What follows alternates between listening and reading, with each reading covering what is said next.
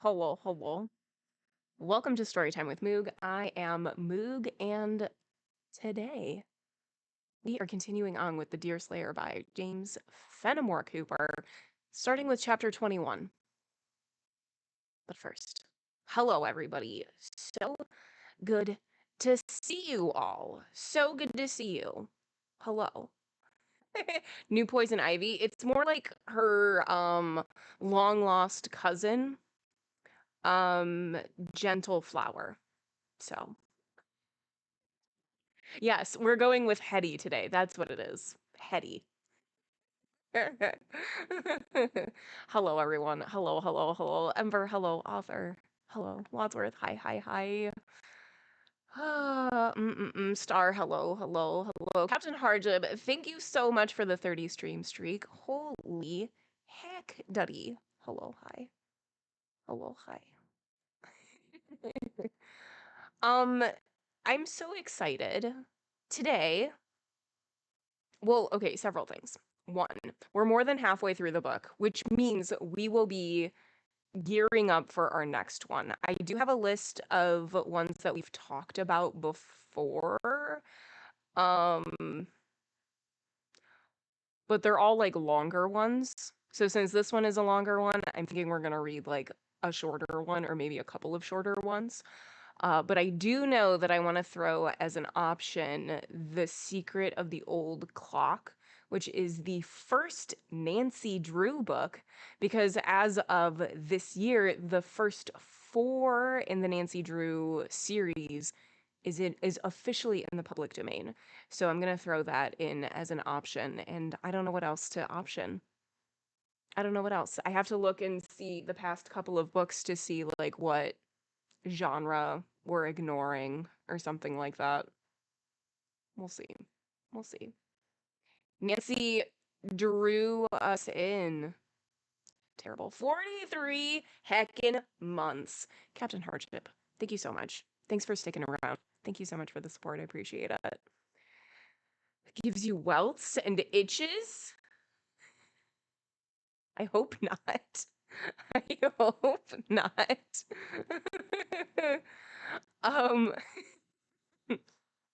The other thing, so we mentioned it yesterday, super briefly. Today, preparing to be surprised by the amount of casual racism in old Nancy Drew books, and it's there. I know it's there.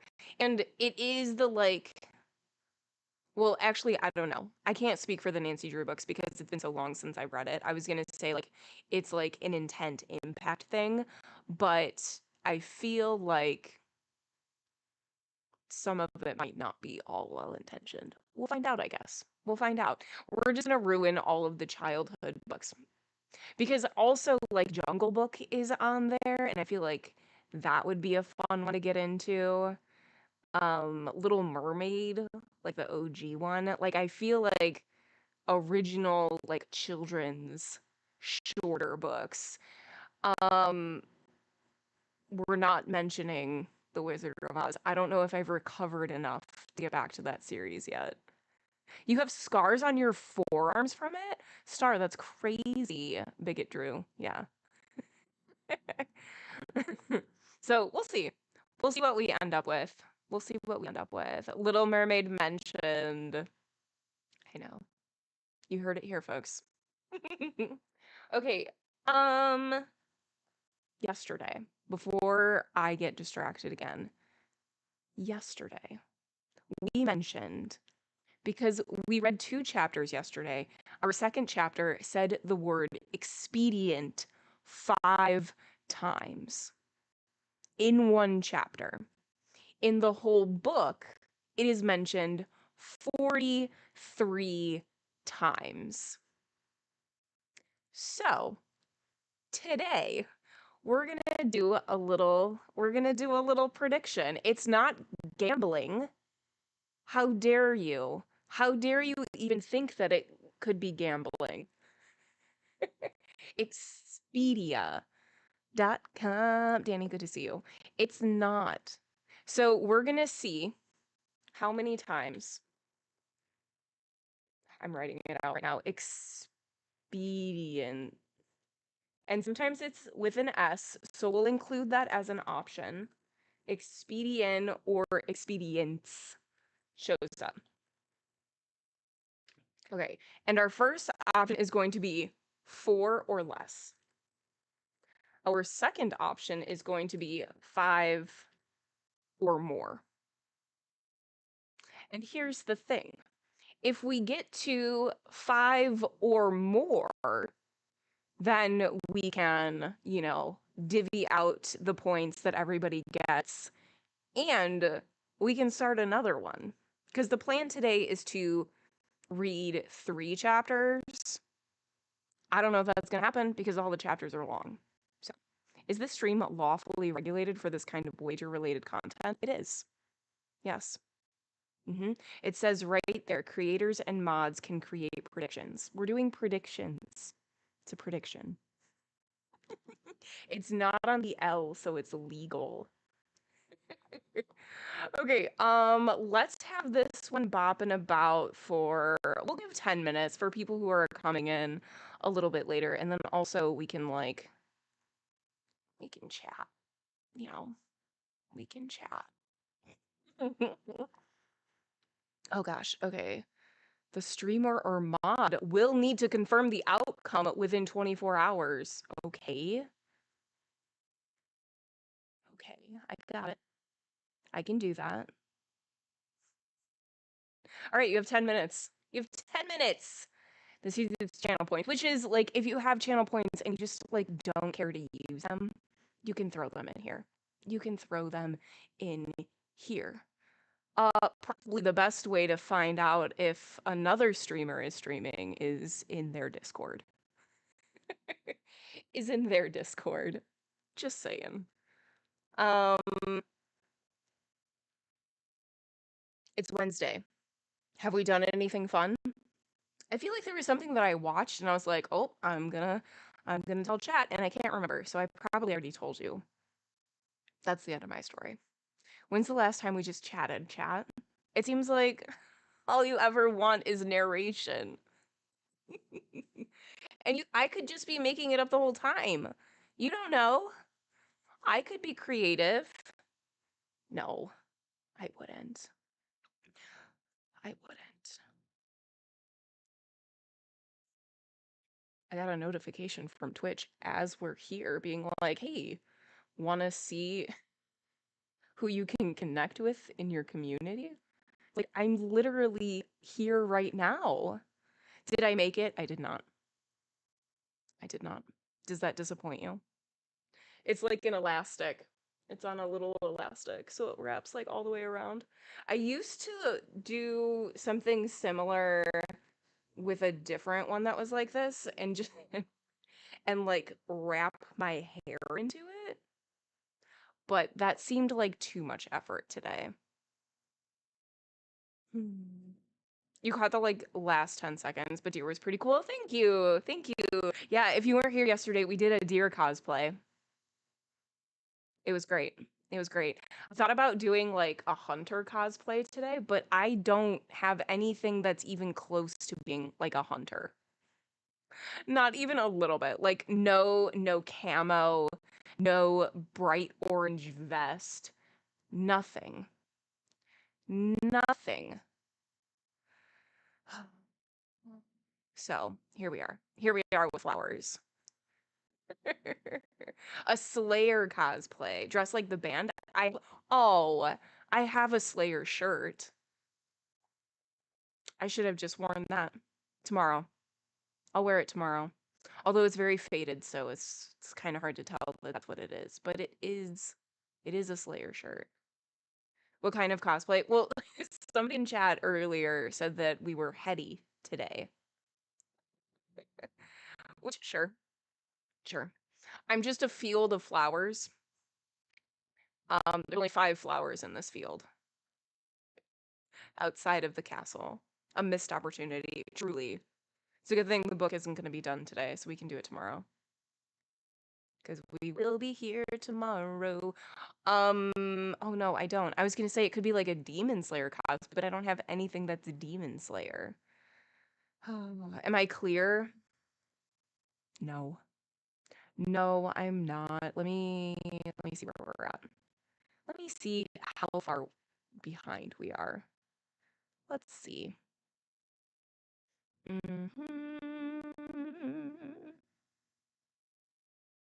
Oh, almost. Okay, hold on. Let me mark for yesterday's. That was one of stars. There we go. I only have 3 left. Nice. Nice. Only 3 more. 3 more and then I'll open it back up. A One Piece cosplay? I mean, I have everything that I need for Zoro and Chopper. What is the minimum number of flowers to be considered a field? That's a great question. I don't know because like the rule for foraging, like would it follow the same rule for foraging? Because if you're foraging, the rule is you never pick the first one and you never take the last. So that means if you're foraging in the field, there would have to be at least 3. So is the answer 3? What did I do? I just finally did your cosplay redeem. I just marked that it was completed. So maybe 3 flowers would be like a field of flowers. So then what would 2 flowers be? How many flowers in a bouquet? Because you could get 12, but you can also get like, okay, I'm just gonna look this up. How many flowers make a bouquet? 5. Okay. A minimum of 5. There you go. I'm a bouquet. That's what we're doing. They got so many characters. You could probably just make anything into One Piece. That's true. That's true. There are so many characters. I could dress up as a panda. There's several. There's 2. There's multiple pandas.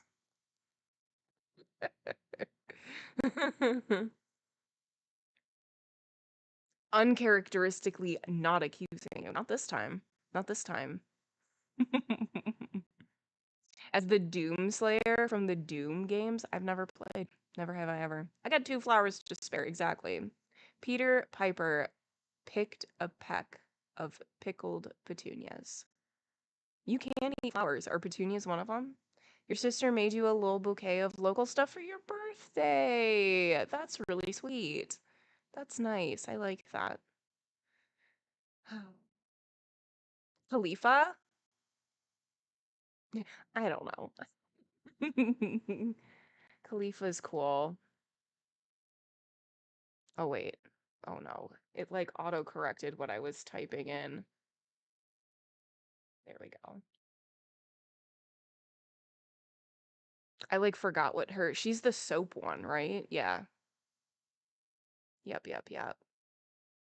The Awa Awa no Mi soap fruit. And she's so, like, she's such an easy character to forget, too.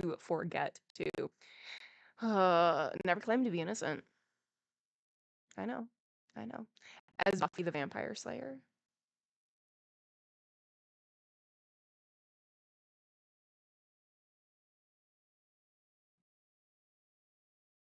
She's the most boring character in Buffy, though.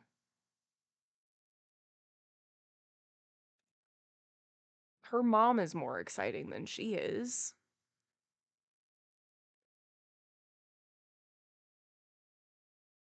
Fine, be Spike. I enjoy Spike. It could be Willow. Willow's fun. or Cordelia, but I guess Cordelia would be more of like an angel cosplay. Spike is fine. Um, what's her name? What's Faith? Yes, Faith. I was like, what's that other? She was in Bring It On. Faith. Yes, yes, yes. Name hello, welcome in. Mm, mm, mm. Mm, mm, mm. Oh man, the predictions are wild. They are wildly skewed. We only have a minute and a half, so get your predictions in. How many times are we gonna say expedient tonight? 4 or less, or 5 or more? You got the job. That's so exciting! And you start on Monday. Oh, I'm so excited for you. Congratulations. Huge, huge. That's so exciting. Yay. Mm-mm. The thing about cosplay is that you can do it whenever you want. You can do it whenever you want. And my brain forgets that I can do it whenever I want. So in my head, I can only do it for C2E2, which is the Chicago convention. And I haven't started I'm doing 3 this year for C2E2. It's in March. And they're more involved, and I haven't even started. And I need to. Terrible. Terrible. Probably already said it 5 or more times. Yeah. Yeah. The squirrels in your backyard. Cute. Cute. Only have 8 months. I know, but like I'm doing could cosplay as a Fortnite character. I don't know any Fortnite characters. I don't. Not a single one do I know. Nobody would suspect. That's true. Nobody would know it was me, especially if there's one with a mask. Be like, who is this? Who is this amazing Fortnite player?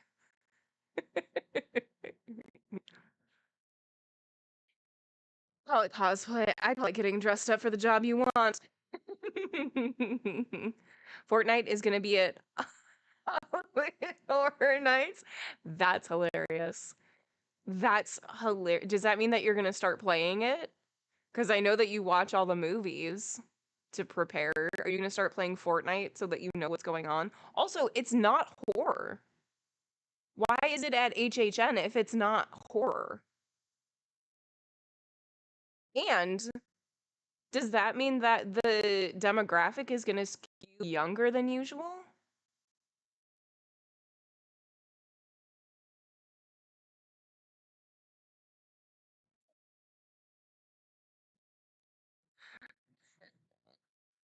Okay, the prediction has ended.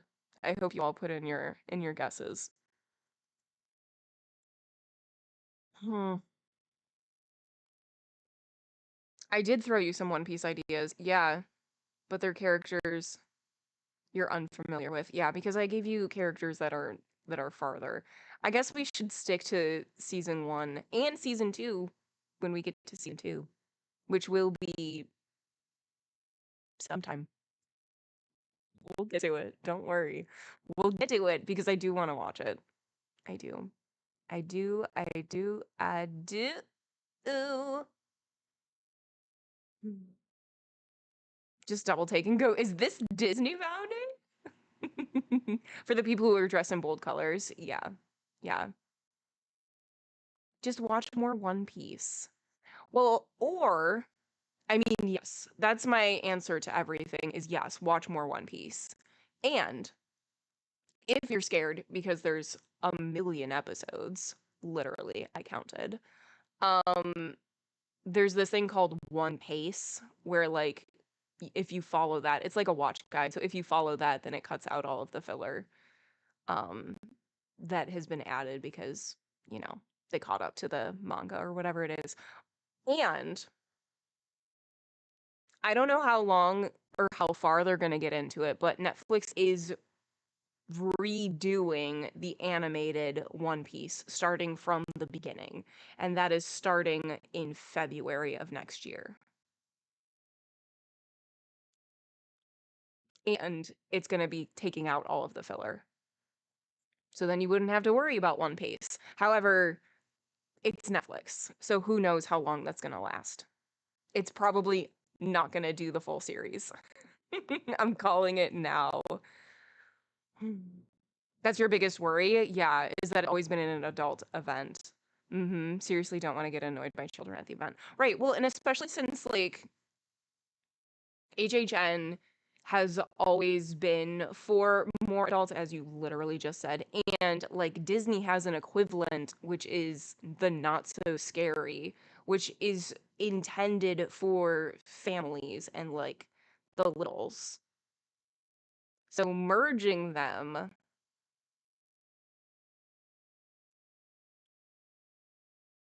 that doesn't sound fun. Doesn't sound fun.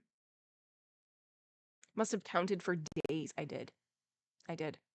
Anytime I'm not streaming, I'm counting how many episodes there are. Netflix, there we go, is never going to do the full series. No, because the series is never going to end. There is a plan. There's a plan. Problematic fave. As your boyfriend is that Naruto. How does that work? How does that go? How does that go for you, name limit? Mm-mm-mm. Mm-mm-mm. Mm-mm-mm. All right. Is that everything? I think that's everything. I will we'll watch we'll watch the second season. We will. We will. I'm gonna look up when season 3 is supposed to be. For Ola One Piece live action. Oh, 2027. It officially wrapped June 30th. That's fun.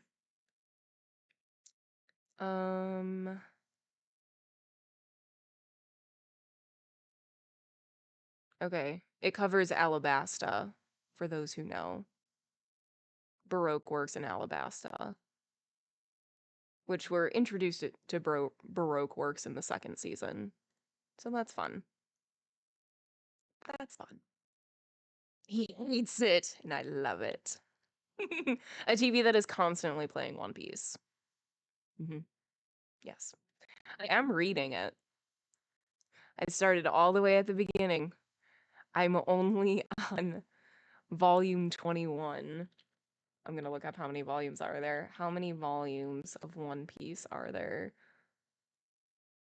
Okay, not as scary as I thought it was gonna be.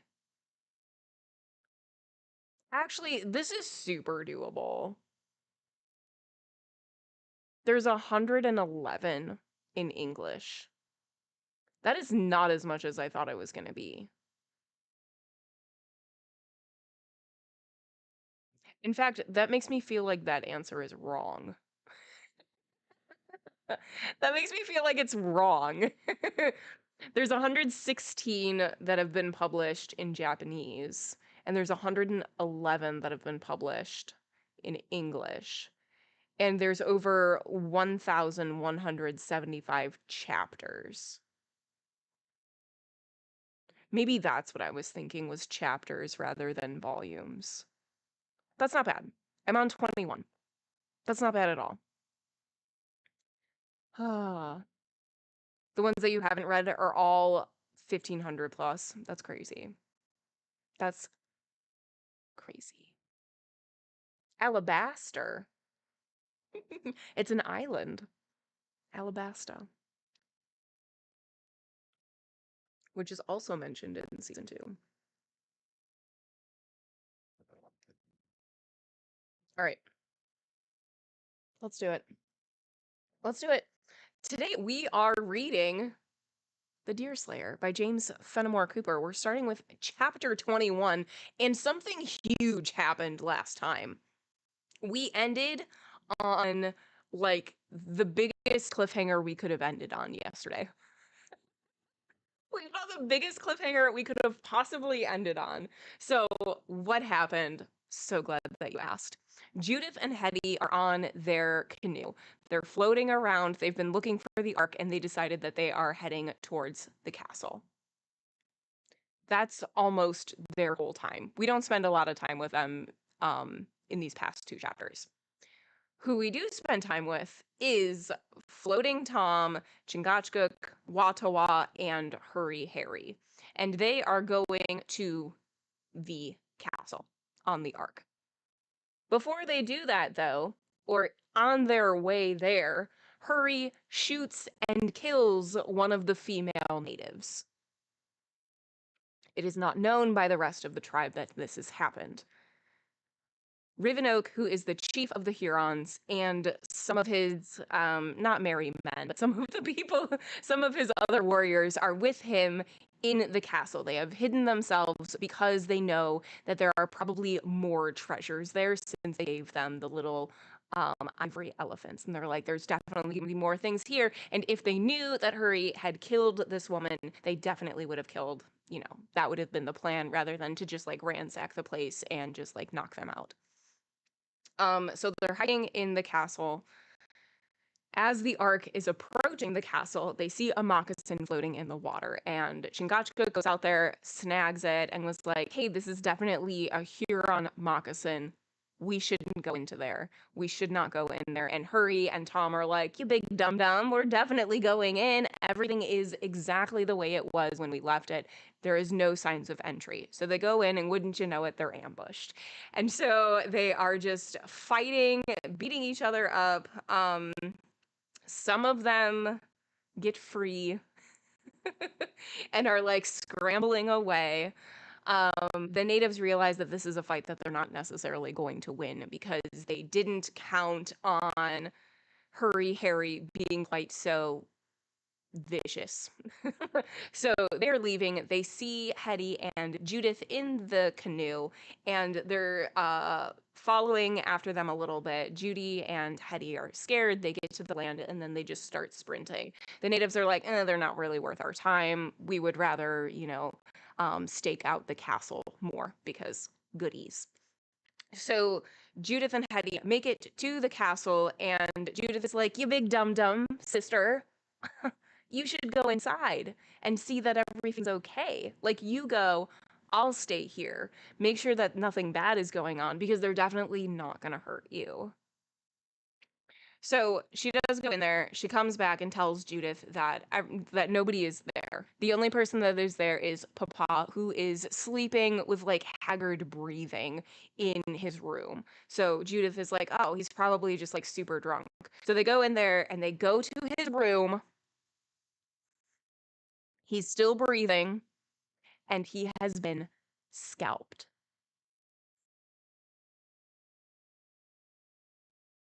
And that's where we ended.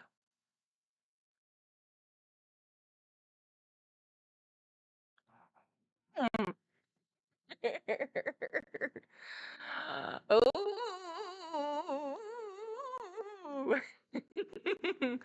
So, that's where we ended. Let's go. Have to remember that trick for your siblings, minus the scalping part. Right, right.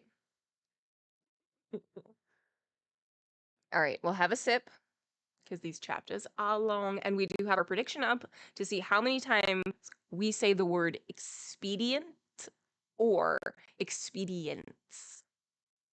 Either one counts towards it. Let's do it. Chapter 21.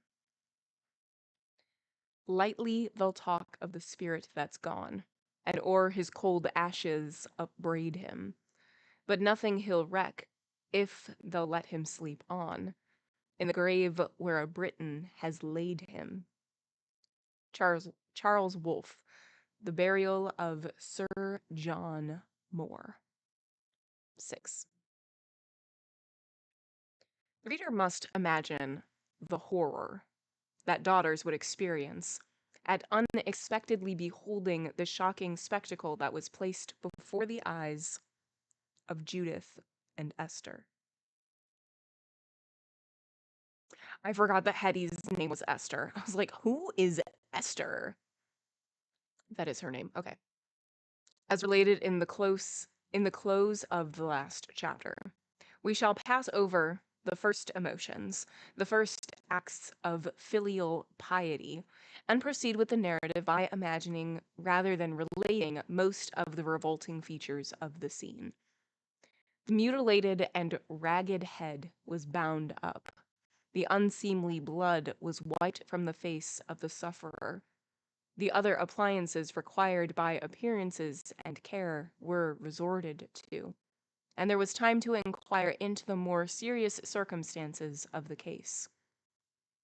The facts were never known until years later in all their details, simple as they were, but they may as well be related here, as it can be done in a few words. In the struggle with the Hurons, Hutter had been stabbed by the knife of the old warrior, who had used the discretion to remove the arms of every one but himself. Being hard pushed by his sturdy foe, his knife had settled the matter. This occurred just as the door was opened, and Hurry burst out upon the platform, as has been previously related. This was the secret of neither party's having appeared in the subsequent struggle. Hutter having been literally disabled, and his conqueror being ashamed to be seen with the trace of blood about him, after having used so many injunctions to convince his young warriors of the necessity of taking their prisoners alive. When the three Hurons returned from the chase, and it was determined to abandon the castle and join the party on the land, Hutter was simply scalped to secure the usual trophy, and was left to die by inches, as has been done in 1,000 similar instances by the ruthless warriors of this part of the American continent. Had the injury of Hutter been confined to his head, he might have recovered. However, for it was the blow of the knife that proved mortal. There are moments of vivid consciousness when the stern justice of God stands forth in colors so prominent as to defy any attempts to veil them from the sight, however unpleasant they may appear. Or, however anxious we may be to avoid recognizing it. Such was now the fact with Judith and Hetty, who both perceived the decrees of a retributive providence in the manner of their father's suffering as a punishment for his own recent attempts on the Iroquois. This was seen and felt by Judith with the keenness of perception and sensibility that were suited to her character, while the impression made on the simpler mind of her sister was perhaps less lively, though it might well have proved more lasting. "Oh, Judith!"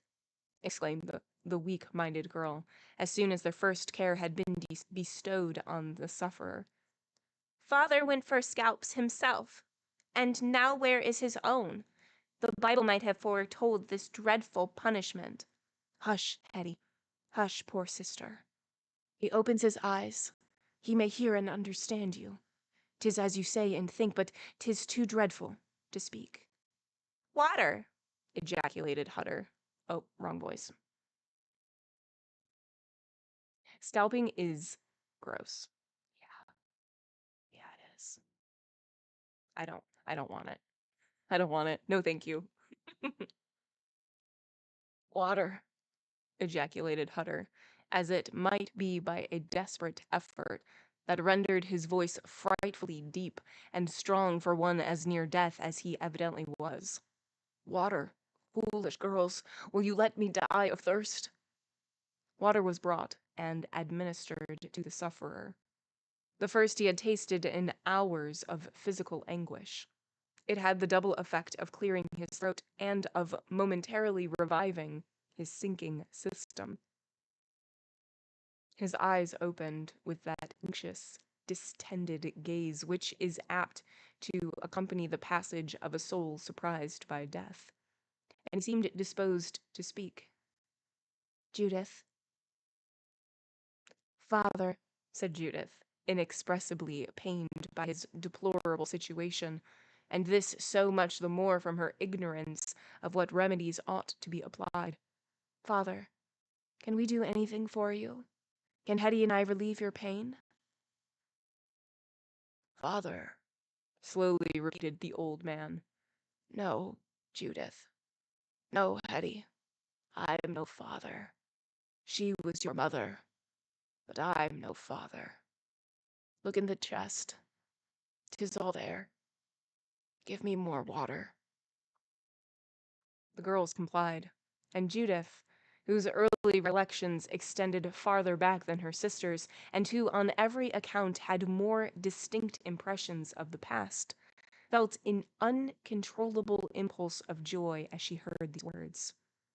There had never been much sympathy between her reputed father and herself, and suspicions of this very truth had often glanced across her mind, in consequence of dialogues she had overheard between Hutter and her mother.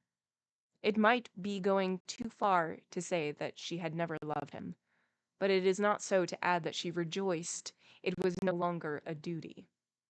With Hetty, the feeling was different. Incapable of making all the distinctions of her sister, her very nature was full of affection, and she had loved her reputed parent, though far less tenderly than the real parent, and it grieved her now to hear him declare he was not naturally entitled to that love. She felt a double grief, as if his death and his words together were twice depriving her of parents. Yielding to her feelings, the poor girl went aside and wept. The very opposite emotions of the two girls kept both silent for a long time. Judith gave water to the sufferer frequently, but she forbore to urge him with questions, in some measure out of consideration for his condition. But, if truth must be said, quite as much lest something he should add in the way of explanation might disturb her pleasing belief that she was not Thomas Hutter's child.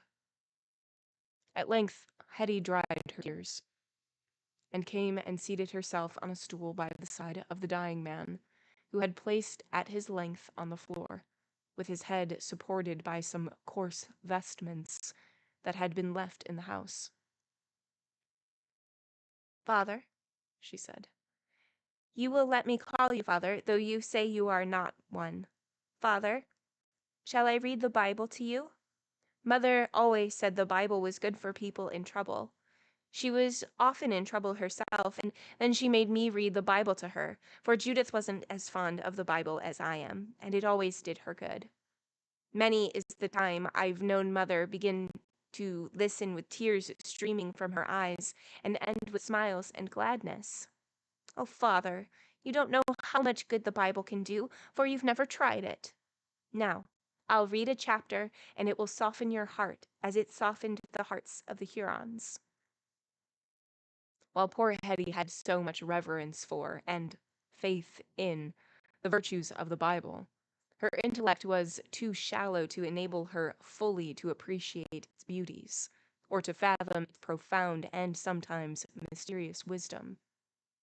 That instinctive sense of right, which appeared to shield her from the commission of wrong, and even cast a mantle of moral loveliness and truth around her character, could not penetrate obtrusities, or trace the nice affinities between cause and effect, beyond their more obvious and disputable connection, though she seldom failed to see all the latter, and to defer to all their just consequences. In a word, she was one of those who feel and act correctly without being able to give a logical reason for it, even admitting revelation as her authority. Her selections from the Bible, therefore, were commonly distinguished by the simplicity of her own mind, and were oftener marked for containing images of known and palpable things than for any of the higher caste of moral truth with which the pages of that wonderful book abound. Wonderful and unequaled, even without referring to its divine origin, as a work replete with the profoundest philosophy expressed in the noblest language. Her mother, with a connection that will probably strike the reader, had been fond of the book of Job, and Hetty had, in a great measure, learned to read by the frequent lessons she had received from the different chapters of this venerable and sublime poem, now believed to be the oldest book in the world. Really coming for her. Yeah. Yeah. The author very much has strong feelings about all of our characters and is unrelenting in them.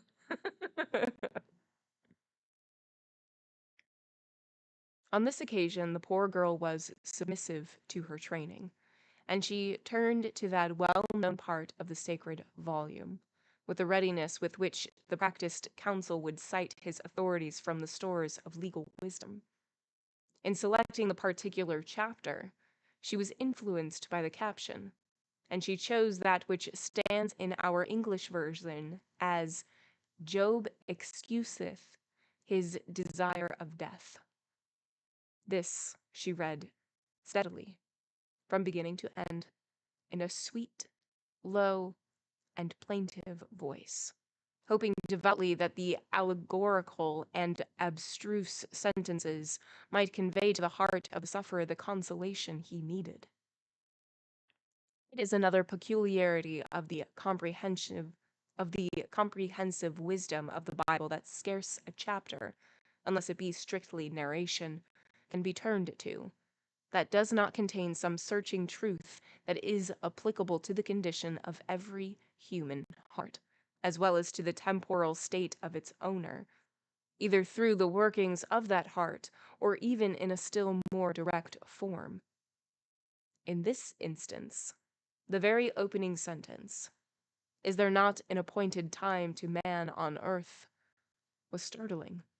And as Hetty proceeded, Hutter applied, or fancied he could apply, many aphorisms and figures to his own worldly and mental condition.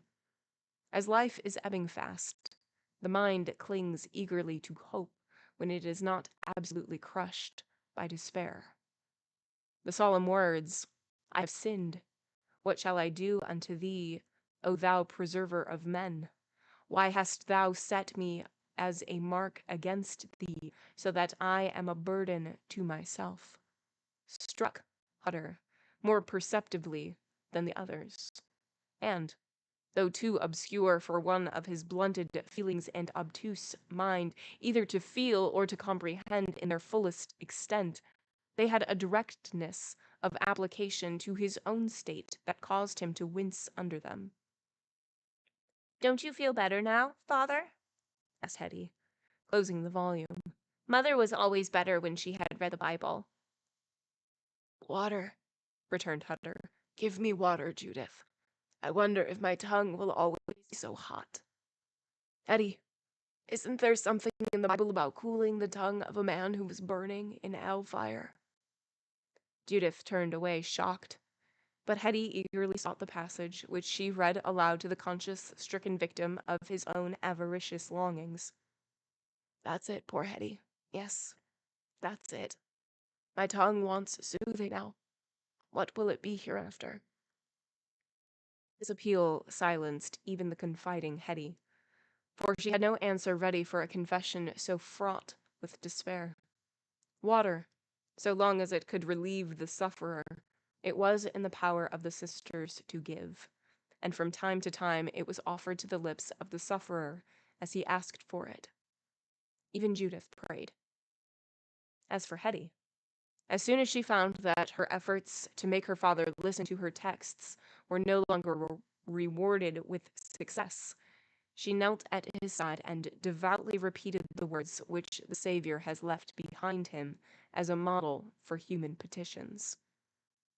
This she continued to do, at intervals, as long as it seemed to her that the act could benefit the dying man. Hutter, however, lingered longer than the girls had believed possible when they first found him. At times he spoke intelligibly, through his lips oftener moved in utterance of sounds that carried no distinct impressions to the mind. Judith listened intently, and she heard the words, husband, death, pirate, law, scalps. There's a loud car passing. Sorry if you can hear it. And several others of similar import, though there was no sentence to tell the precise connection in which they were used.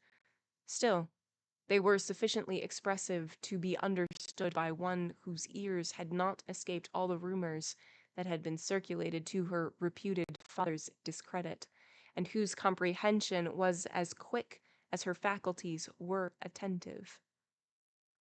During the whole of the painful hour that succeeded, neither of the sisters bethought her sufficiently of the Hurons to dread their return. It seemed as if their dissolution and grief placed them above the danger of such an interruption, and when the sound of oars was at length heard, even Judith, who alone had any reason to apprehend the enemy, did not start, but at once understood that the ark was near. She went upon the platform fearlessly, for should it turn out that Hurry was not there, and that the Hurons were masters of the scow also, escape was impossible. Then she had the sort of confidence that is inspired by extreme misery. But there was no cause for any new alarm. Chingachgook, Hist, and Hurry, all standing in the open part of the scow, cautiously examining the building to make certain of the absence of the enemy. They, too, had seen the departure of the Hurons, as well as the approach of the canoe of the girls to the castle, and presuming on the latter fact, March had swept the scow up to the platform. A word sufficed to explain that there was nothing to be apprehended, and the ark was soon moored in her old berth. Judith said not a word concerning the condition of her father, but Hurry knew her too well not to understand that something was more than usually wrong. He led the way, though with less of his confident, bold manner than usual, into the house, and penetrating to the inner room, found Hutter lying on his back, with Hetty sitting at his side, fanning him with pious care. The events of the morning had sensibly changed the manner of Hurry, notwithstanding his skill as a swimmer and the readiness with which he had adopted the only expedient that could possibly save him, the helplessness of being in the water, bound hand and foot, had produced some such effect on him as the near approach of punishment is known to produce on most criminals, leaving a vivid impression of the horrors of death upon his mind, and this, too, in connection with a picture of bodily helplessness. The daring of this man being far more the offspring of vast physical powers than of the energy of the will, or even of natural spirit. Such heroes invariably lose a large portion of their courage with the failure of their strength. And though Hurry was now unfettered and as vigorous as ever, events were too recent to permit the recollection of his late deplorable condition to be at all weakened. Had he lived a century, the occurrences of the few momentous minutes during which he was in the lake would have produced a chastening effect on his character, if not always on his manner. Hurry was not only shocked when he found his late associate in his desperate situation, but he was greatly surprised. During the struggle in the building, he had been far too much occupied himself to learn what had befallen his comrade, and, as no deadly weapon had been used in this particular case, but every effort had been made to capture him without injury, he naturally believed that Hutter had been overcome, while he owed his own escape to his great bodily strength, and to a fortunate concurrence of extraordinary circumstances. Death, in the silence and solemnity of a chamber, was a novelty to him. Though accustomed to scenes of violence, he had been unused to sit by the bedside and watch the slow beating of the pulse as it gradually grew weaker and weaker. Notwithstanding the change in his feelings, the manners of a life could not be altogether cast aside in a moment, and the unexpected scene extorted a characteristic speech from the borderer. "How now? How now, old Tom?" he said. "Have the vagabonds got you at an advantage, where you're not only down, but are likely to be kept down?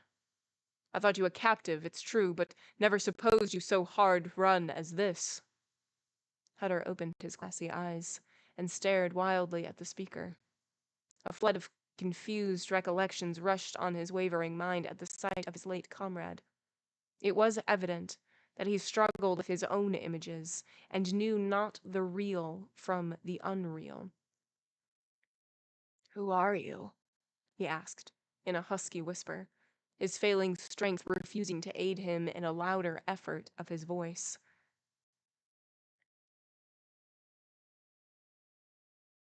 Okay, I was like, who's speaking?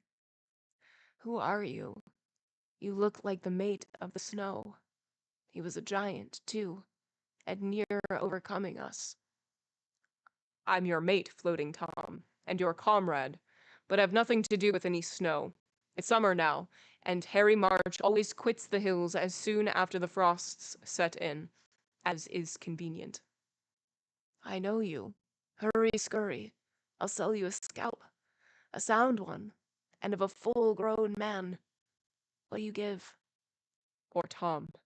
That scalp business hasn't turned out at all profitable, and I've pretty much concluded to give it up and to follow a less bloody calling. "Have you got any scalps?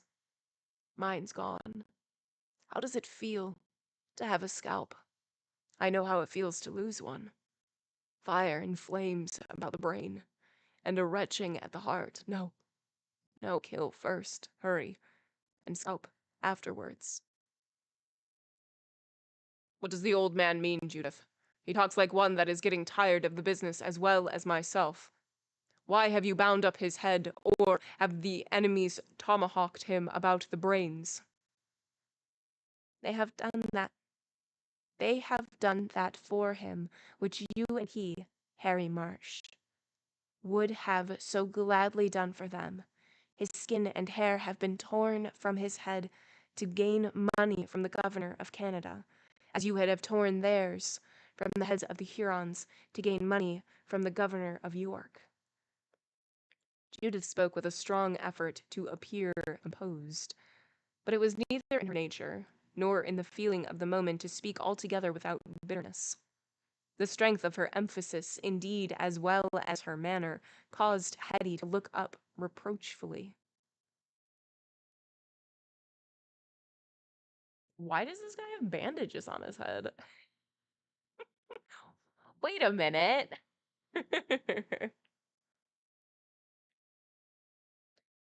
"These are high words to come from Thomas Hutter's daughter, as Thomas Hutter lies dying before her eyes," retorted Hurry. "God be praised for that. Whatever reproach it may bring on my poor mother, I am not Thomas Hutter's daughter." "Not Thomas Hutter's daughter? Don't disown the old fellow in his last moments, Judith, for that's a sin the God will never overlook. If you're not Thomas Hutter's daughter, whose daughter be you?" This question rebuked the rebellious spirit of Judith, for, in getting rid of a parent whom she felt it was a relief to find she might own she had never loved, she overlooked the important circumstance that no substitute was ready to supply his place. "I cannot tell you, Harry, who my father was," she answered more mildly. "I hope he was an honest man, at least." "Which is more than you think was the case with old Hutter. Well, Judith, I'll not deny that hard stories were in circulation concerning Floating Tom, but who is there that doesn't get a scratch when an enemy holds the rake? There's them that say hard things of me, and even you, beauty as you be, don't always escape. This was said with a view to set up a species of community of character between the parties, and as the politicians are wont to express it, with ulterior intentions. What might have been the consequences with one of Judith's known spirit, as well as her assured antipathy to the speaker, it is not easy to say, for, just then, Hutter gave unequivocal signs that his last moment was nigh. Bum, bum, bum. Marshall, welcome in. So good to see you. You've been meaning to read this one. This is a chat recommendation. This was not even on my radar. I'm so glad that you found us. Not even on my radar. It was a chat recommendation, and here we are. You have The Spy and The Pathfinder as well. Have you read those ones already? Because this one was the last published, but in chronological order is the first. Taking advantage and having a sip.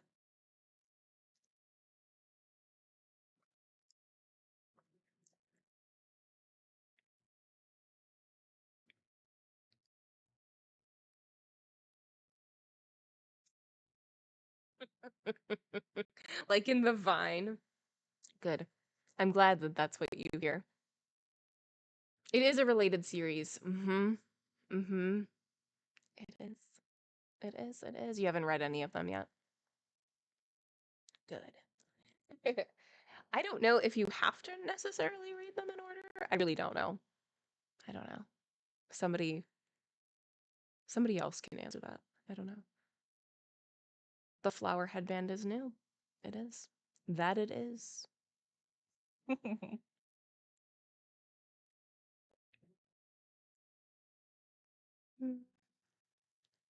Judith and Hetty had stood by the dying bed of their mother, and neither needed a monitor to warn them of the crisis, and every sign of resentment vanished from the face of the first. Hutter opened his eyes, and even tried to feel about him with his hands, a sign that sight was failing. A minute later, his breathing grew ghastly. A pause totally without respiration followed, and then succeeded the last, long drawn sigh on which the spirit is supposed to quit the body. This sudden termination of the life of one who had hitherto filled so important a place in the narrow scene on which he had been an actor put an end to all the discussion. The day passed by without further interruption, the Hurons, though possessed of a canoe, appearing so far satisfied with their success as to have relinquished all immediate designs on the castle. It would not have been a safe undertaking, indeed, to approach it under the rifles of those it was now known to contain, and it is probable that the truce was more owing to his circumstance than to any other. In the meanwhile, the preparations were made for the interment of Hutter. To bury him on the land was impracticable, and it was Hetty's wish that his body should lie by the side of that of her mother in the lake. She had it in her power to quote one of his speeches, in which he himself called the lake the family burying ground. And luckily this was done without the knowledge of her sister, who would have opposed the plan had she known it, with unconquerable disgust. But Judith had not meddled with the arrangement, and even necessary disposition was made without her privity or advice. The hour chosen for the rude ceremony was just as the sun was setting, and a moment and a scene more suited to paying the last offices to one of calm and pure spirit could not have been chosen. There are a mystery and a solemn dignity in death that dispose the living to regard the remains of even a malefactor with a certain degree of reverence. All worldly distinctions have ceased. It is thought that the veil has been removed, and that the character and destiny of the departed are now as much beyond human opinions as they are beyond human ken. In nothing is death more truly a leveler than in this, since, while it may be impossible absolutely to confound the great with the low, the worthy with the unworthy, the mind feels it to be arrogant to assume a right to judge of those who are believed to be standing at the judgment and seat of God. When Judith was told that all was ready, she went upon the platform, passive to the request of her sister, and then she first took heed of the arrangement. The body was in the scow, enveloped in a sheet, and quite 100 weight of stones that had been taken from the fireplace were enclosed with it, in order that it might sink. No other preparation seemed to be thought necessary, though Hetty carried her Bible beneath her arm. While all were on board the ark, the singular habitation of the man whose body it now bore to its final abode was set in motion. Hurry was at the oars. In his powerful hands, indeed, they seemed little more than a pair of sculls, which were wielded without effort, and, as he was expert in their use, the Delaware remained a passive spectator of the proceedings. The progress of the ark had something of the stately solemnity of a funeral procession, the dip of the oars being measured and the movement slow and steady. The wash of the water, as the blades rose and fell, kept time with the efforts of Hurry, and might have been likened to the measured tread of mourners. Then the tranquil scene was in beautiful accordance with a rite that ever associated with itself the idea of God.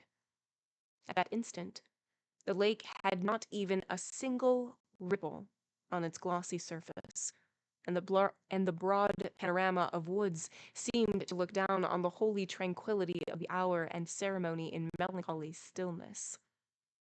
Judith was affected to tears, and even Hurry, though he hardly knew why, was troubled. Hetty preserved the outward signs of tranquillity, but her inward grief greatly surpassed that of her sister, since her affectionate heart loved more from habit and long association than from the usual connections of sentiment and taste. She was sustained by religious hope, however, which in her simple mind usually occupied the space that worldly feelings filled in that of Judith, and she was not without an expectation of witnessing some open manifestation of divine power on an occasion so solemn. Still, she was neither mystical nor exaggerated, her mental imbecility denying both. Nevertheless, her thoughts had generally so much of the purity of a better world about them that it was easy for her to forget earth altogether, and to think only of heaven. Hist was serious, attentive, and interested, for she had often seen the interments of the settlers, though never one that promised to be as peculiar as this, while the Delaware, though grave and also observant in his demeanor, was stoical and calm. Hetty acted as pilot, directing Hurry how to proceed, to find that spot in the lake which she was in the habit of terming Mother's Grave. The reader will remember that the castle stood near the southern extremity of a shoal that extended near half a mile northerly, and it was at the farthest end of the shallow water that Floating Tom had seen fit to deposit the remains of his wife and child. His own were now in the course of being placed at their side. Hetty had marks on the land by which she usually found the spot, although the position of the buildings, the general direction of the shoal, and the beautiful transparency of the water all aided her, the latter even allowing the bottom to be seen. By these means, the girl was enabled to note their progress, and at the proper time she approached March, whispering,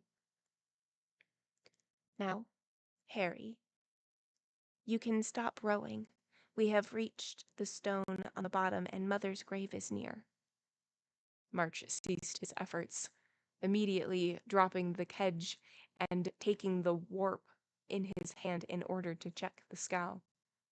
The ark turned slowly round under his restraint, and when it was quite stationary, Hetty was seen at its stern, pointing into the water, the tears streaming from her eyes in ungovernable natural feeling. Judith had been present at the interment of her mother, but she had never visited the spot since. The neglect proceeded from no indifference to the memory of the deceased, for she had loved her mother, and bitterly had she found occasion to mourn her loss. But she was averse to the contemplation of death, and there had been passages in her own life since the day of that interment which increased this feeling, and rendered her, if possible, still more reluctant to approach the spot that contained the remains of one whose severe lessons of female morality and propriety had been deepened and rendered doubly impressive by remorse for her own failings. With Hetty, the case had been very different. To her simple and innocent mind, the remembrance of her mother brought no other feeling than one of gentle sorrow, a grief that is so often termed luxurious even, because it associates with itself the images of excellence and the purity of a better state of existence. For an entire summer, she had been in the habit of repairing to the place after nightfall, and carefully anchoring her canoe so as not to disturb the body. She would sit and hold fancied conversations with the deceased, sing sweet hymns to the evening air, and repeat the orisons that the being who now slumbered below had taught her in infancy. Hetty had passed her happiest hours in this indirect communion with the spirit of her mother, the wildness of indigenous traditions and indigenous opinions, unconsciously to herself, mingling with the Christian lore received in childhood. Once she had even been so far influenced by the former as to have bethought her of performing some of those physical rites at her mother's grave, which the native are known to observe. But the passing feeling had been obscured by the steady, though mild light of Christianity, which never ceased to burn in her gentle bosom. Now her emotions were merely the natural outpourings of a daughter that wept for a mother whose love was indelibly impressed on the heart, and whose lessons had been too earnestly taught to be easily forgotten by one who had so little temptation to err.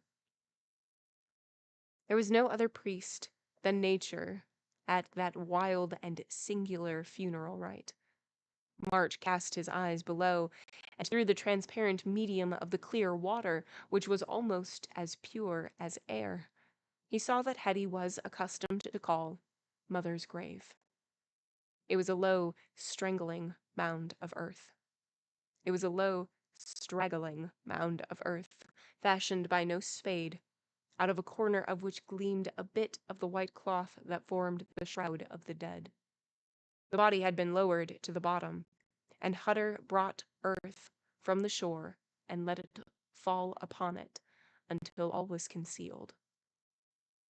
In this state the place had remained until the movement of the waters revealed the solitary sign of the uses of the spot that has just been mentioned.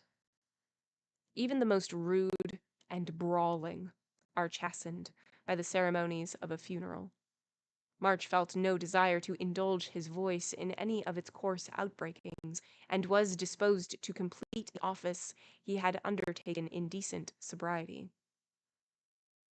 Perhaps he reflected on the retribution that had alighted on his late comrade, and bethought him of the frightful jeopardy in which his own life had so lately been placed.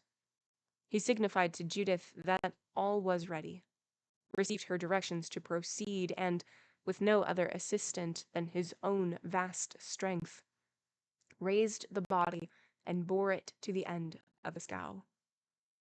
2 parts of a rope were passed beneath the legs and shoulders, and as they are placed beneath coffins, and then the corpse was slowly lowered beneath the surface of the lake.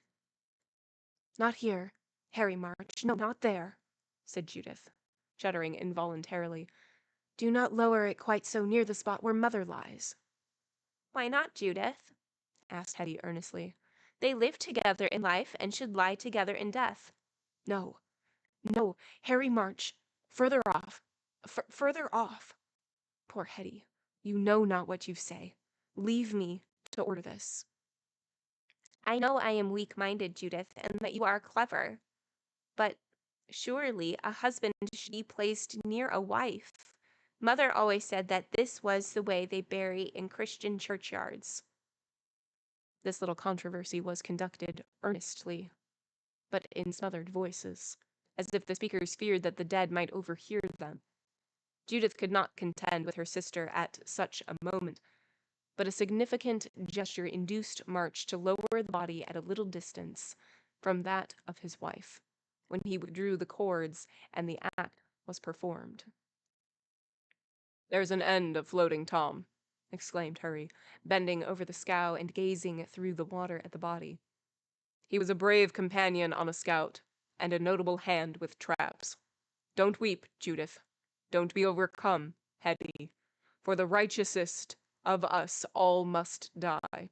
And when the time comes, lamentations and tears can't bring the dead to life. Your father will be a loss to you, no doubt. Most fathers are loss, especially to unmarried daughters. But there's a way to cure that evil, and you're both too young and handsome to live long without finding it out. When it's agreeable to hear what an honest and unpretending man has to say, Judith, I should like to talk a little with you, apart." Judith had scarce attended to this rude attempt of Hurry's at consolation, although she necessarily understood its general drift and had a tolerably accurate notion of its manner. "That is what he said. That is exactly what he said. Righteousest.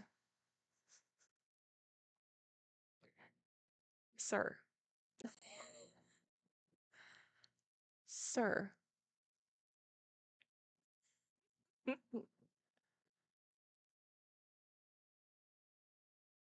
She was weeping at the recollection of her mother's early tenderness, and painful images of long-forgotten lessons and neglected precepts were crowding her mind. The words of Hurry, however, recalled her to the present time, and, abrupt and unseasonable as was their import, they did not produce those signs of distaste that one might have expected from the girl's character. On the contrary, she appeared to be struck with some sudden idea, gazed intently for a moment at the young man, dried her eyes, and led the way to the other end of the scow, signifying her wish for him to follow. Here, she took a seat and motioned for March to place himself at her side. The decision and earnestness with which all this was done a little intimidated her companion, and Judith found it necessary to open the subject herself. "You wish to speak to me of marriage, Harry March," she said, "and I have come here, over the grave of my parents, as it might be, no, over the grave of my poor, dear, dear mother, to hear what you have to say." "This is uncommon, and you have a scareful way with you this evening, Judith," answered Hurry, more disturbed than he would have cared to own. "But truth is truth, and it shall come out, let what will follow. You well know, gal, that I've long thought you the comeliest young woman my eyes ever beheld, and that I've made no secret of that fact, either here on the lake, out among the hunters and trappers, or in the settlements." Yes, I've heard this before, and I suppose it to be true," answered Judith, with a sort of feverish impatience. Yeah, so comely is supposed to be like, oh, you're real pretty, but it always sounds like an insult to me. Like describing somebody as that, it always sounds terrible, but it means pleasant to look at, attractive, or proper and fitting in behavior. It always sounds like insult. Close to homely. Yeah. I just it always sounds so mean. And then calling somebody the comeliest?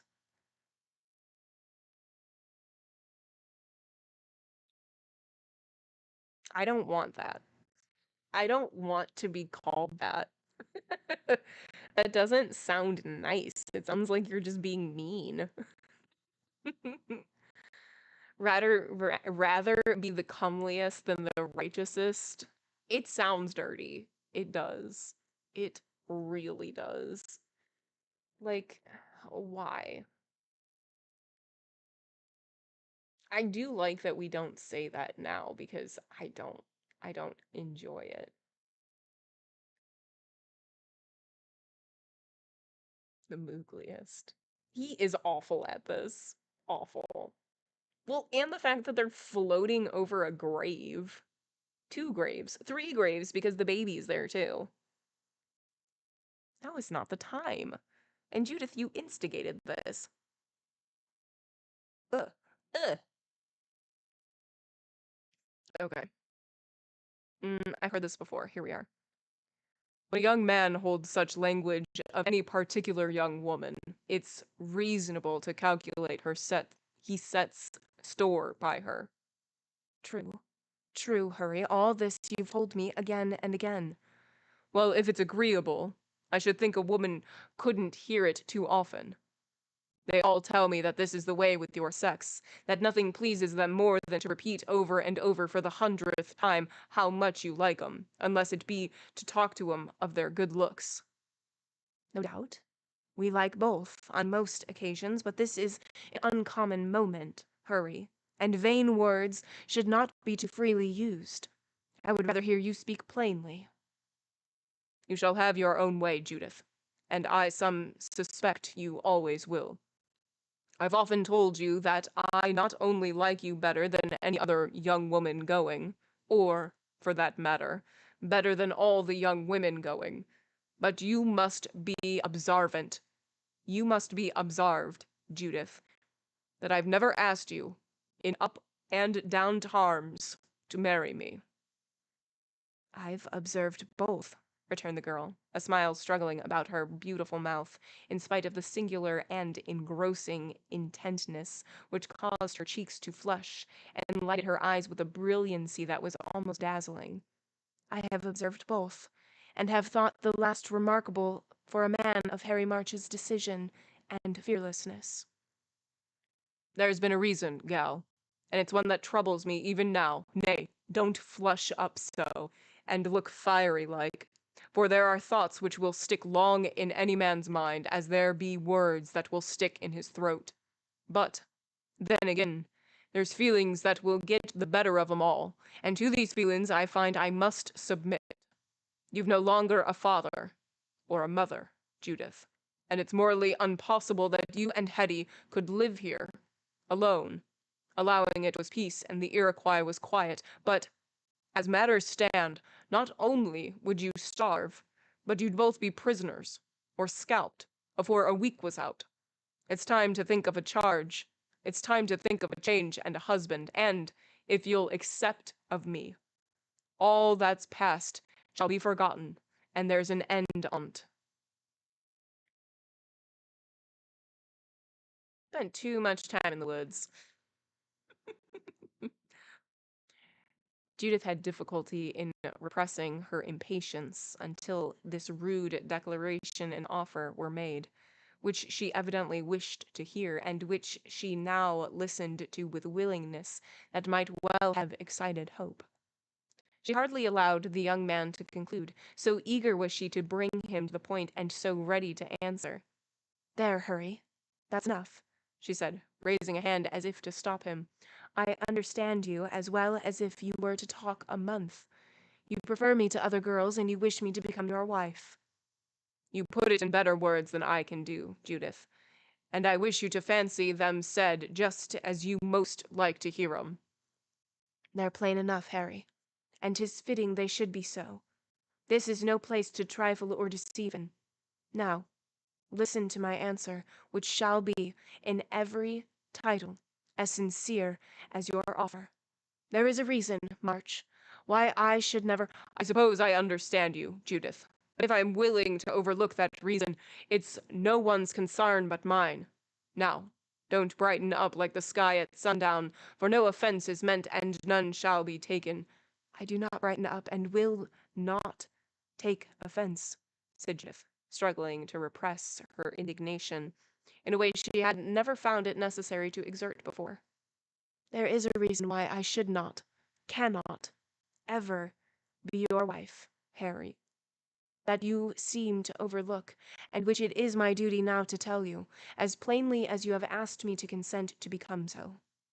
I do not, and I am certain that I shall never love you well enough to marry you.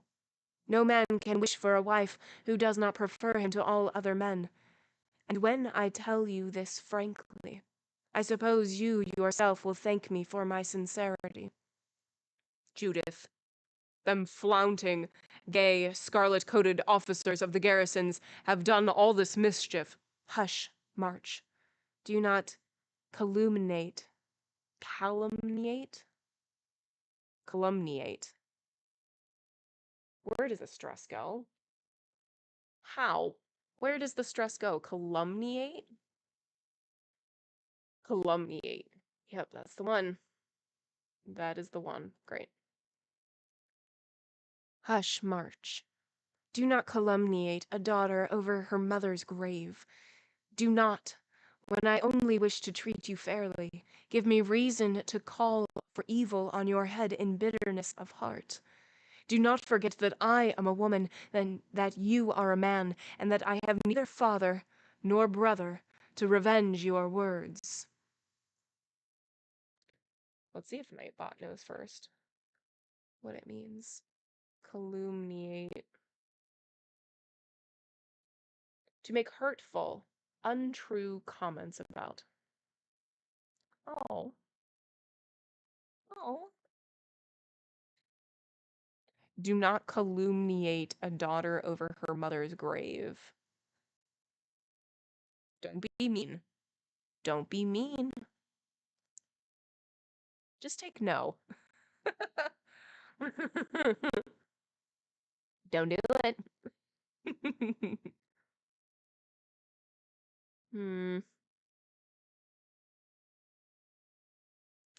Well, there is something in the last, and I'll say no more. Take time, Judith, and think better on this. I want no time. My mind has long been made up, and I have only waited for you to speak plainly, to answer plainly. We now understand each other, and there is no use in saying any more. The impetuous earnestness of the girl awed the young man, for never before had he seen her so serious and determined. In most of their previous interviews, she had met him advances with evasions or sarcasm, but these Hurry had mistaken for female coquetry, and had supposed might easily be converted into consent. The struggle had been with himself, about offering, nor had he ever seriously believed it possible that Judith would refuse to become the wife of the handsomest man on all that frontier. Now that the refusal came, and that in terms so decided as to put all caviling out of the question, if not absolutely dumbfounded, he was so much mortified and surprised as to feel no wish to attempt to change her resolution. The Glimmerglass has now no great call for me, he exclaimed after a minute's silence. Old Tom is gone. The Hurons are as plenty on the shore as pigeons in the woods, and altogether it is getting to be an unsuitable place. Then leave it. You see it is surrounded by dangers, and there is no reason why you should risk your life for others. Nor do I know that you can be of any service to us. Go, tonight. We'll never accuse you of having done anything forgetful or unmanly. If I do go, 'twill be with a heavy heart on your account, Judith. I would rather take you with me. That is not to be spoken of any longer, March. But I will land you in one of the canoes as soon as it is dark, and you can strike a trail for the nearest garrison. When you reach the fort, if you send a party. Judith smothered the words, for she felt that it was humiliating to be thus exposing herself to the comments and reflections of one who was not disposed to view her conduct in connection with all in those garrisons with an eye of favor. Hurry, however, caught the idea, and without reverting it, as the girl dreaded, he answered to the purpose. I understand what you would say, and why you don't say it, he replied. If I get safe to the fort, a party shall start on the trail of these vagabonds, and I'll come with it, myself, for I should like to see you and Hetty in a place of safety before we part forever. Oh, Harry March, had you always thus spoken, felt thus, my feelings toward you might have been different. Is it too late now, Judith? I'm rough and a woodsman, but we all change under different treatment from what we have been used to. It is too late, March. I can never feel towards you, or any other man but one, as you would wish to have me. There, I've said enough, surely, and you will question me no further. As soon as it is dark, I or the Delaware will put you on the shore. You make the best of your way to the Mohawk and the nearest garrison, and send all you can to our assistance. And hurry. We are now friends, and I may trust in you. May I not? Sartain, Judith. Though our friendship would have been all the warmer, could you look upon me as I look upon you. Judith hesitated, and some powerful emotion was struggling within her. Then, as if determined to look down all weaknesses and accomplish her purposes at every hazard, she spoke more plainly. You will find a captain of the name of Warley at the nearest post, she said, pale as death, and even trembling as she spoke. I think it likely he will wish to head the party, but I will greatly prefer it should be another. If Captain Warley can be kept back, 'twould make me very happy. That's easier said than done, Judith, for these officers do pretty much as they please. The major will order, and captains and lieutenants and ensigns must obey. I know the officer you mean. Be joyful sort of a gentleman who swallows Madeira enough to drown the Mohawk, and yet a pleasant talker. All the gals in the valley admire him, and they say he admires all the gals. I don't wonder he'd your dislike, Judith, for he's a very general lover, if he isn't a general officer. Judith did not answer, though her frame shook and her color changed from pale to crimson, and from crimson back again to the hue of death. Okay. Alas, my poor mother, She ejaculated mentally, instead of uttering it aloud. we were over thy grave, but little dost thou know how much thy lessons have been forgotten, thy care neglected, thy love defeated. As this goading of the worm that never dies was felt, she arose and signified to hurry that she had no more to communicate. End of chapter 21. A weird one. What a weird one. Okay. The weirdest romance novels that you ever heard. Okay, so lest we forget, something dramatic happened before we got this little aside romance. Floating Tom died. Before he died, he told Judith and Hetty that he is not actually their father, and for more information to look into the chest, which, lest we forget, the last time we looked into the chest, we found this beautiful gown and this beautiful, like, scarlet, like, jacket, like, officer's jacket, and it was much too large to have fit Tom. So, there we go. It was pointing to that all along. And so Judith is like, yeah, I kind of figured that you weren't my dad, never really loved you, not really sad that now the obligation of being your daughter is gone.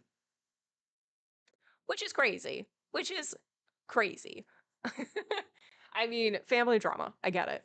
So, before Tom dies, though, Chingachgook, Watawa, and Hurry make it back, and they're there for the last moments. And so they decide to bury Tom next to the girl's mother, which is in the lake. So they get him all ready. They go out there. They drop him down.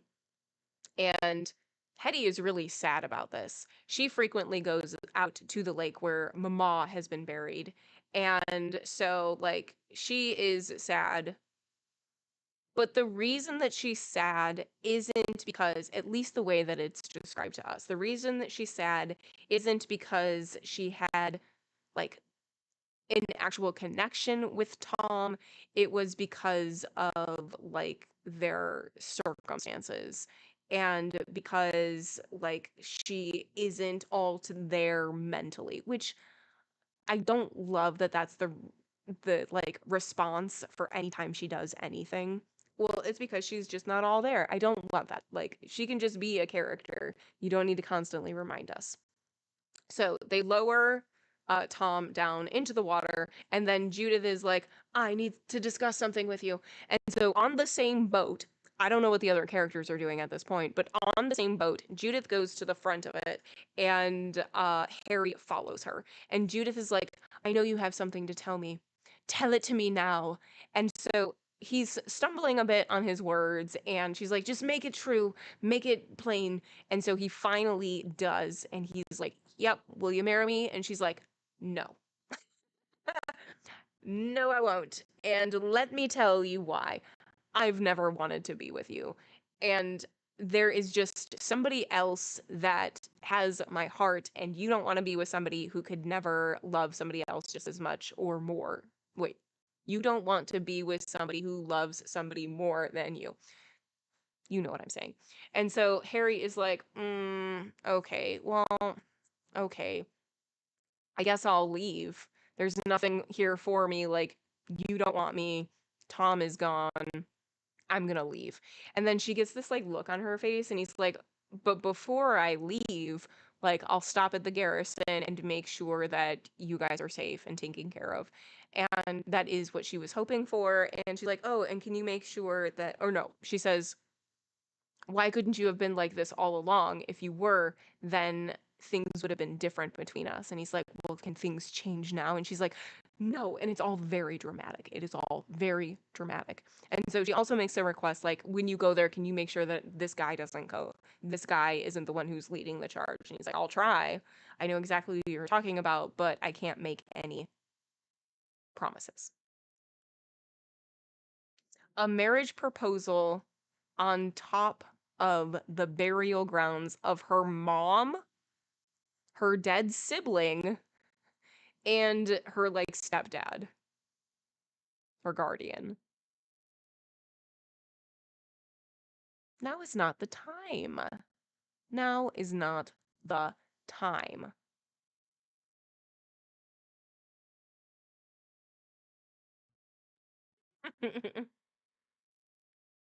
It's fine. It's fine. All right. Yeah, okay. Let's take our break. Let me see how long these now. Okay, and we also didn't say expedient one singular time this whole chapter. So we'll see. We'll see if we say it today. Okay, yeah. Yeah. Let's take our break now. And when we come back, we'll hop into chapter 22. All right. Be right back.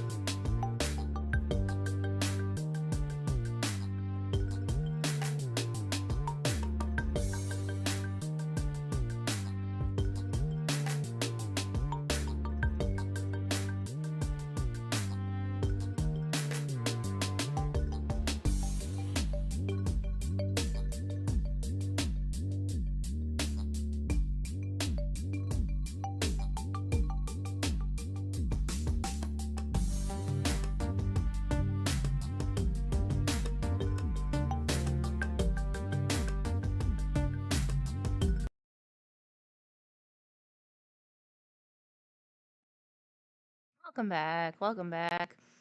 All right. We have not said expedient a single time. A single time. So those who have said 4 or less, you might be getting a lot of channel points. You might be getting a lot of channel points. So we'll see. We'll see.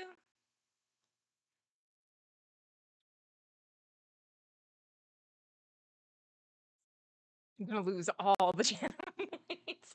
I mean, we said it 5 times in one chapter last night.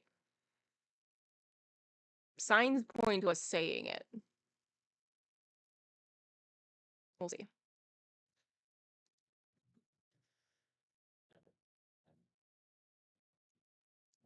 Didn't even check before how many you bet. Yeah, and I don't know names. I can't see how many each person did. Work is over. This work is over. There would have been a better song that would have fit that, but that's fine. That's fine. Work is over. All right. Chapter 22. That point in misery, which makes the oppressed man regardless of his own life, makes him too lord of the oppressors. Coleridge, Remorse. Line 201 to 04. All this time Hetty had remained seated in the head of the scow, looking sorrowfully into the water which held the body of her mother, as well as that of the man whom she had been taught to consider her father. Hist stood near her in gentle quiet, but had no consolation to offer in words. The habits of her people taught her reserve in this respect, and the habits of her sex induced her to wait patiently for a moment when she might manifest some soothing sympathy by means of acts rather than of speech. Chingachgook held himself a little aloof, in grave reserve, looking like a warrior, but feeling like a man. Looking like a warrior, but feeling like a man.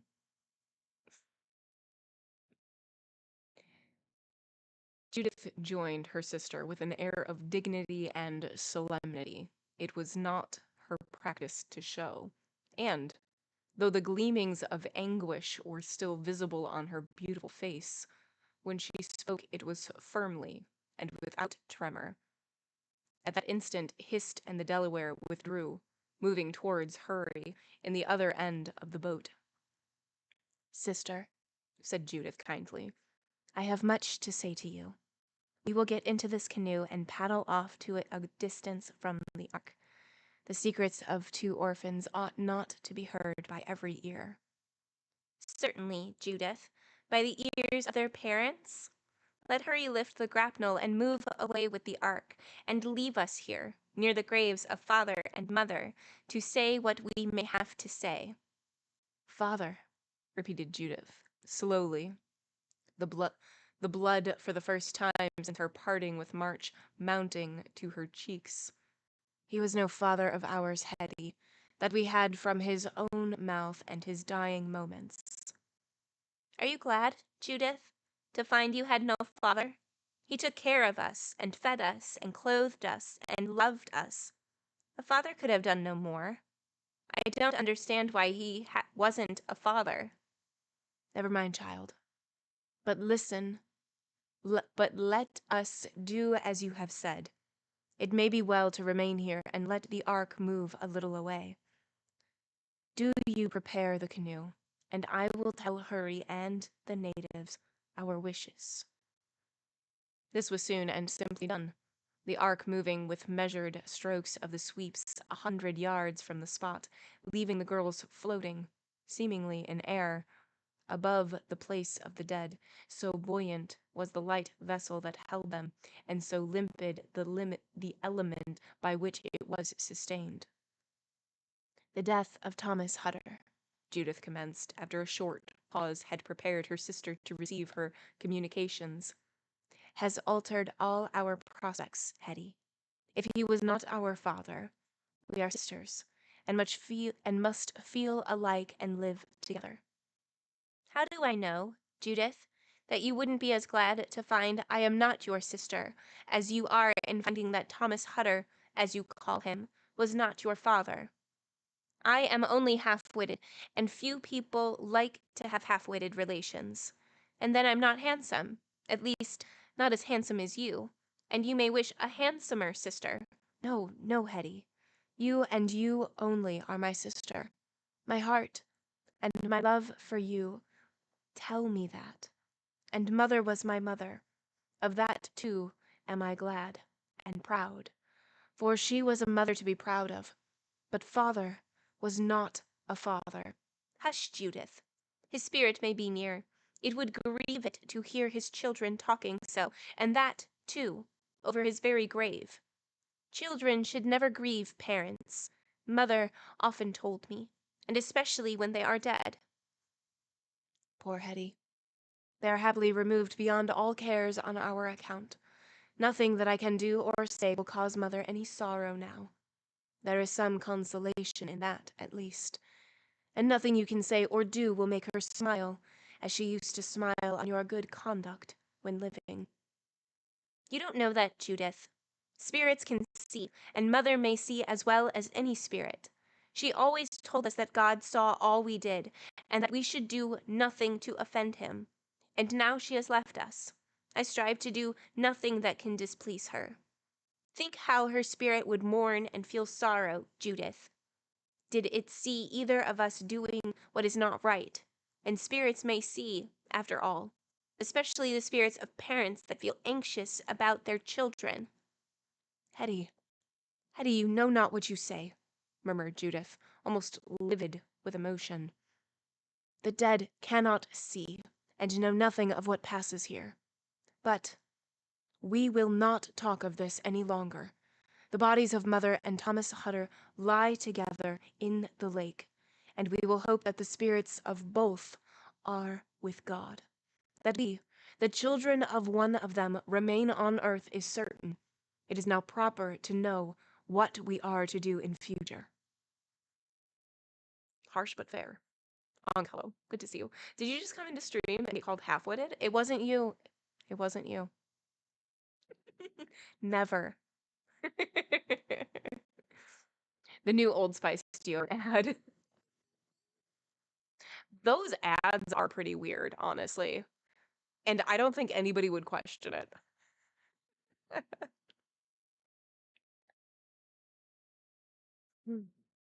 If we are not Thomas Hutter's children, Judith, no one will dispute our right to his property. We have the castle and the ark and the canoes and the woods and the lakes, the same as when he was living.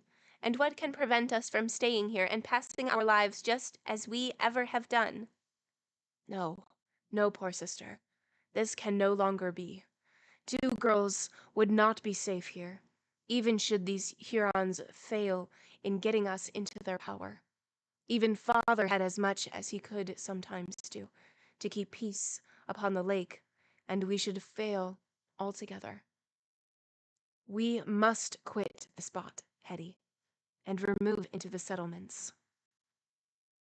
I am sorry you think so, Judith, returned Hetty, dropping her head on her bosom and looking thoughtfully down at the spot where the funeral pile of her mother could just be seen. I'm very sorry to hear it. I would rather stay here, where, if I wasn't born, I've passed my life. I don't like the settlements. They are full of wickedness and heart-burnings, while God dwells unoffended in these hills. I love the trees, and the mountains, and the lake and the springs, all that his bounty has given us, and it would grieve me sorely, Judith, to be forced to quit them. You are handsome and not at all half-witted, and one day you will marry, and then you will have a husband, and I a brother to take care of us, if women can't really take care of themselves in such a place as this. If this could be so, Hetty, then indeed, I could now be 1,000 times happier in these woods than in the settlements. Once I did not feel thus, but now I do. Yet there is the man to turn this beautiful place into a Garden of Eden for us. Not at all half-witted? The words you say to me? Comeliest? Not at all half-witted? The compliments. Heavens above. Making me blush.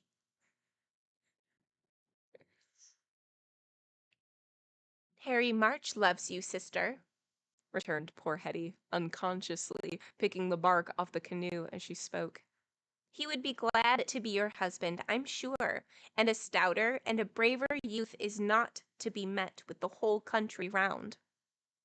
Harry March and I understand each other, and no more need be said about him.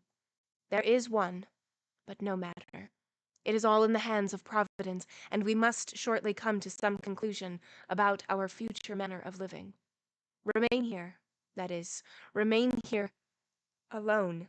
We cannot. And perhaps no occasion will ever offer for remaining in the manner you think of. It is time, too, Hetty. We should learn all we can concerning our relations and family. It is not probable we are altogether without relations, and they may be glad to see us. The old chest is now our property, and we have a right to look into it, and learn all we can by what it holds. Mother was so very different from Thomas Hutter that now I know we are not his children. I burn with desire to know whose children we can be. There are papers in that chest, I am certain, and those papers may tell us all about our parents and natural friends. Well, Judith, you know best, for you are cleverer than common, Mother always said, and I am only half-witted. Now father and mother are dead. I don't much care for any relation but you, and don't think I could love them I never saw as well as I ought. If you don't like to marry Hurry, I don't see who you can choose for a husband, and then I fear we shall have to quit the lake after all. What do you think of Deerslayer, Hetty? Asked Judith, bending forward like her unsophisticated sister, and endeavoring to conceal her embarrassment in a similar manner. Would he not make a brother-in-law to your liking? Deerslayer, repeated the other, looking up in unfeigned surprise. Why, Judith, Deerslayer isn't the least comely, and is altogether unfit for one like you. He is not ill-looking, Hetty, and beauty in a man is not of much matter. Do you think so, Judith? I know that beauty is of great matter, in man or woman, in the eyes of God, for mother has often told me so, when she thought I might have been sorry I was not as handsome as you, though she needn't have been uneasy on that account, for I never coveted anything that is yours, sister. But tell me so she did. Still, beauty is very pleasant to the eye in both. I think if I were a man, I should pine more for good looks than I do as a girl. A handsome man is a more pleasing sight than a handsome woman. Poor child, you scarce know what you say or what you mean. Beauty in our sex is something, but in men it passes for little. To be sure, a man ought to be tall, but others are tall, as well as Hurry, and active, and I think I know those that are more active, and strong. Well, he hasn't all the strength in the world, and brave. I am certain I can name a youth who is braver. This is strange, Judith. I didn't think the earth held a handsomer or a stronger or a more active or a braver man than Hurry Harry. I'm sure I never met his equal in either of these things. Well, Hetty, say no more of this. I dislike to hear you talking in this manner. 'Tis not suitable to your innocence and truth and warm-hearted sincerity. Let Harry March go. He quits us tonight, and no regret of mine will follow him, unless it be that he has stayed so long and to so little purpose. Judith, that is what I've long feared, and I did so hope he might be my brother-in-law. Never mind it now. Let us talk of our poor mother, and of Thomas Hutter. Speak kindly then, sister, for you can't be quite certain that spirits don't both hear and see. If father wasn't father, he was good to us and gave us food and shelter. We can't put any stones over their graves, here in the water, to tell people all this, and so we ought to say it with our tongues. They will care little for that girl.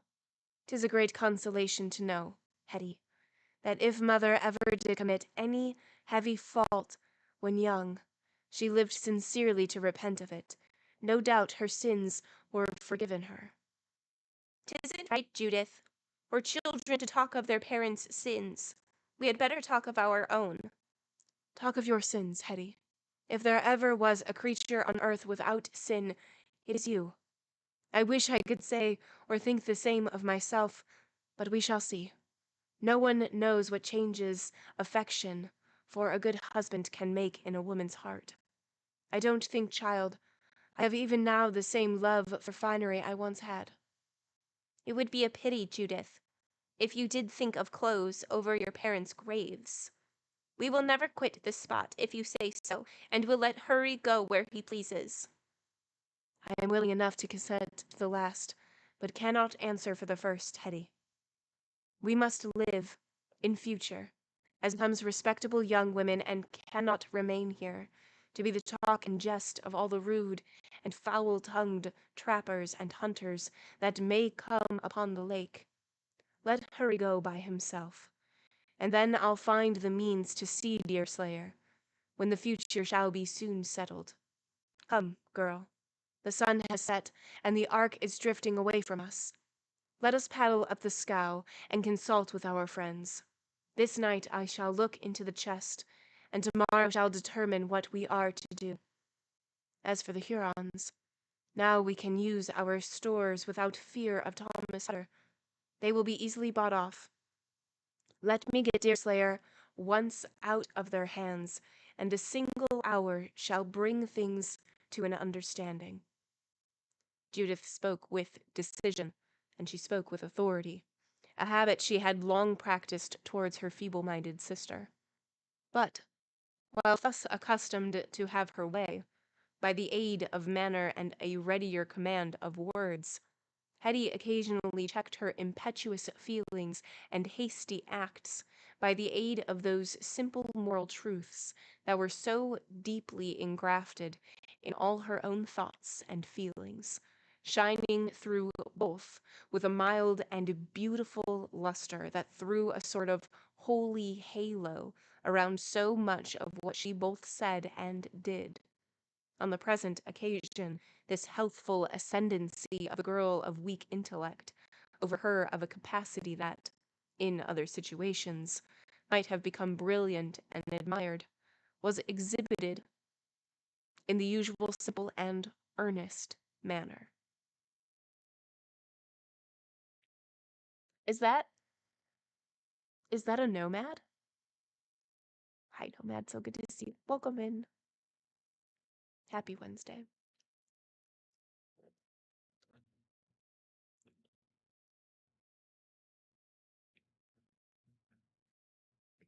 Nope. Oh, okay. My mistake. You forget, Judith, what has brought us here, she said reproachfully. This is Mother's grave, and we have just laid the body of Father by her side. We have done wrong to talk so much of ourselves at such a spot, and ought now to pray God to forgive us, and ask him to teach us where we are to go, and what we are to do. Judith involuntarily laid aside her paddle, while Hetty dropped on her knees, and was soon lost in her devout but simple petitions. Her sister did not pray. This she had long ceased to do directly, though anguish of spirit frequently wrung from her mental and hasty appeals to the great source of benevolence for support, if not for a change of spirit. Still, she never beheld Hetty on her knees, that a feeling of tender recollection, as well as of profound regret at the deadness of her own heart, did not come over her. Thus had she herself done in childhood, and even down to the hour of her ill-fated visits to the garrison, and she would willingly have given worlds at such moments to be able to exchange her present sensations for the confiding faith, those pure aspirations, and the gentle hope that shone through every lineament and movement of her otherwise less favored sister. All she could do, however, was to drop her head to her bosom and assume in her attitude some of that devotion in which her stubborn spirit refused to unite. When Hetty rose from her knees, her countenance had a glow and serenity that rendered a face that was always agreeable, positively handsome. Her mind was at peace, and her conscience acquitted her of a neglect of duty. "Now you may go if you want to, Judith," she said, "for God has been kind to me and lifted a burden off my heart. Mother had many such burdens, she used to tell me, and she always took them off in this way. 'Tis the only way, sister, such things can be done. You may raise a stone or a log with your hands, but the heart must be lightened by prayer. I don't think you pray as often as you used to do when younger, Judith." "Never mind, child," answered the other huskily. "'Tis no matter now. Mother is gone, and Thomas Hutter is gone, and the time has come when we must think and act for ourselves." As the canoe moved slowly away from the place, under the gentle impulsion of the elder sister's paddle, the younger sat musing, as was her wont whenever her mind was perplexed by any idea more abstract and difficult of comprehension than common. "I don't know what you mean by future, Judith," she said at length, suddenly observed. "Mother used to call heaven the future, but you seem to think it means next week or tomorrow." "It means both, dear sister. Everything that is yet to come, whether in this world or another. It is a solemn word, Hetty, and most so, I fear, to them that think the least about it. Mother's future is eternity. Ours may yet mean what will happen while we live in this world. Is not that a canoe just passing beyond the castle? Here, more in the direction of the point, I mean. It is hid now. But certainly I saw a canoe stealing behind the logs." "I've seen it some time," Hetty quietly answered, for the natives had few terrors for her. "but I didn't think it right to talk about such things over Mother's grave. The canoe came from the camp, Judith, and was paddled by a single man. He seemed to be Deerslayer, and no Iroquois." "Deerslayer," returned the other, with much of her native impetuosity. "That cannot be. Deerslayer is a prisoner, and I have been thinking of the means of setting him free. Why did you fancy it Deerslayer, child?" "You can look for yourself, sister, for there comes the canoe in sight again, on this side of the hut." Sure enough, the light boat had passed the building, and was now steadily advancing towards the ark, the persons on board of which were already collecting in the head of the scow to receive their visitor. A single glance sufficed to assure Judith that her sister was right, and that Deerslayer was alone in the canoe. His approach was so calm and leisurely, however, as to fill her with wonder, since a man who had effected his escape from enemies by either artifice or violence would not be apt to move with the steadiness and deliberation with which his paddle swept the water. By this time the day was fairly departing, and the objects were already seen dimly under the shores. In the broad lake, however, the light still lingered, and around the immediate scenes of the present incidents, which was less shaded than most of the sheet, being in its broadest part, it cast a glow that bore some faint resemblance to the warm tints of an Italian or Grecian sunset. The logs of the hut and ark had a sort of purple hue, blended with the growing obscurity, and the bark of the hunter's boat was losing its distinctness in colors richer but more mellowed than those it showed under a bright sun. As the two canoes approached each other, for Judith and her sister had plied their paddles so as to intercept the unexpected visitor ere he reached the ark, even Deerslayer's sunburned countenance wore a brighter aspect than common, under the pleasing tints that seemed to dance in the atmosphere. Judith fancied that delight at meeting her had some share in this unusual and agreeable expression.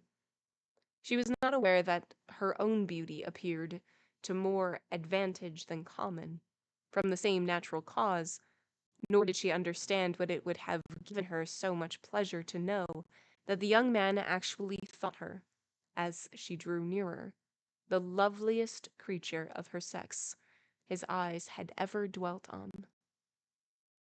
"Welcome, welcome, Deerslayer," exclaimed the girl as the canoes floated at each other's side.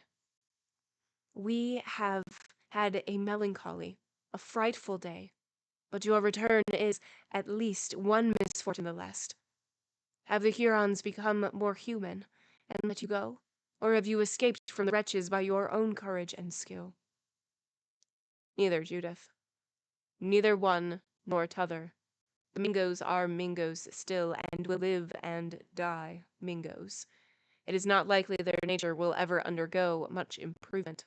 Well, they've their gifts, and we've our'n, Judith. And it doesn't much become either to speak ill of what the Lord has created. Though, if the truth must be said, I find it a sore trial to think kindly or to talk kindly of them vagabonds. As for outwitting them, that might have been done, and it was done too, atween the serpent yonder and me, when we were on the trail of Hist. Here the hunter stopped to laugh in his own silent fashion.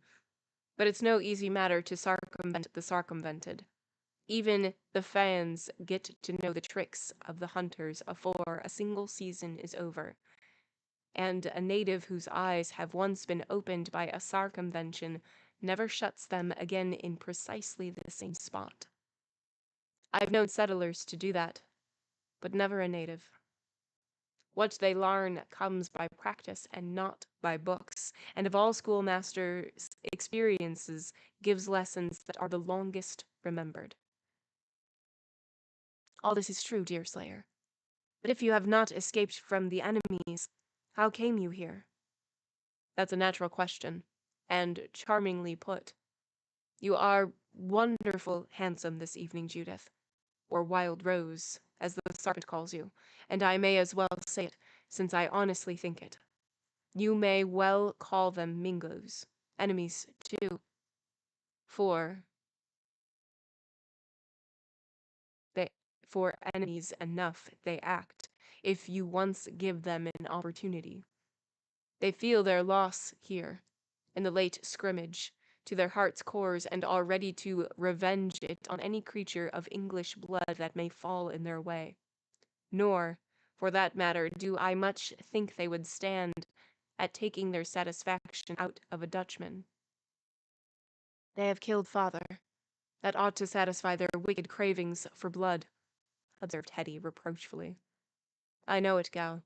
I know the whole story, partly from what I've seen from the shore since they brought me up from the point, and partly from their threats again myself and their other discourse.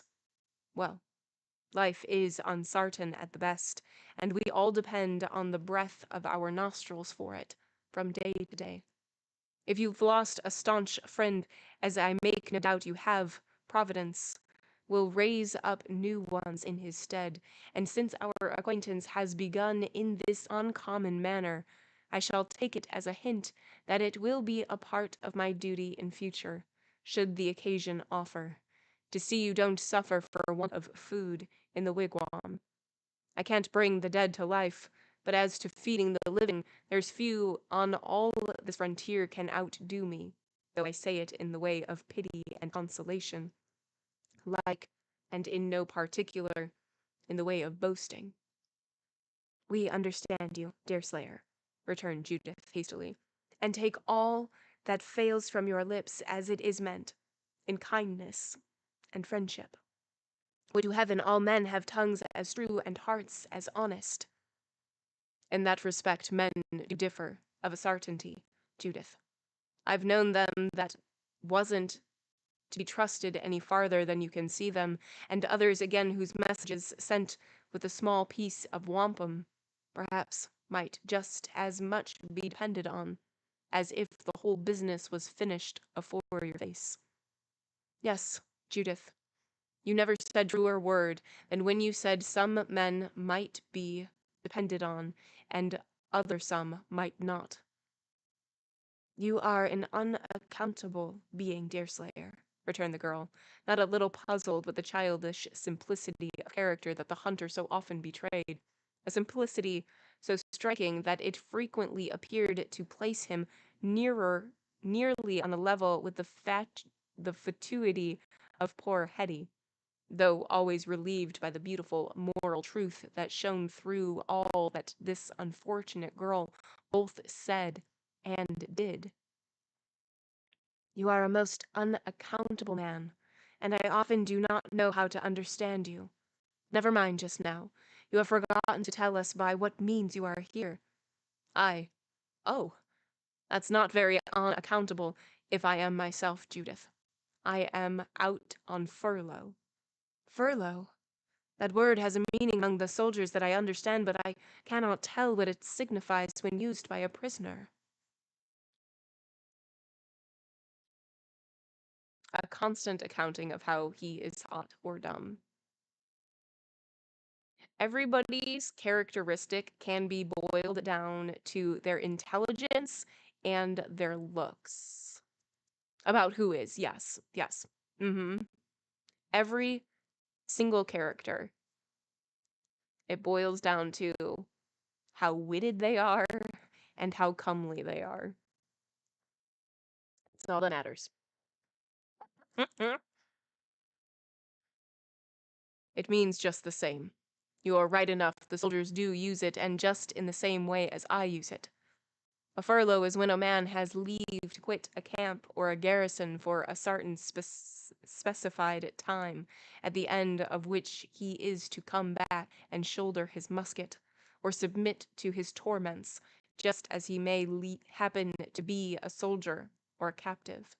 Being the last, I must take the chances of a prisoner. Have the Hurons suffered you to quit them in this manner, without watch or guard? Sartain. I wouldn't have come in any other manner unless indeed it had been by a bold rising or a circumvention. What pledge have they that you will ever return? My word, answered the hunter simply. Yes, I own I gave 'em that, and big fools would they have been to let me come without it. Why, in that case, I shouldn't have been obliged to go back and undergo any deviltries their fury may invent, but might have shouldered my rifle, and made the best of my way to the Delaware villages. But, Lord, Judith, they knowed this, just as well as you and I do, and would no more let me come away without a promise to go back, than they would let the wolves dig up the bones of their fathers. Is it possible you mean to do this act of extraordinary self-destruction and recklessness? Anan. I ask if it can be possible that you expect to be able to put yourself again in the power of such ruthless enemies by keeping your word. Deerslayer looked at his fair questioner for a moment with stern displeasure. Then the expression of his honest and guileless face suddenly changed, lighting as by a quick illumination of thought, after which he laughed in his ordinary manner.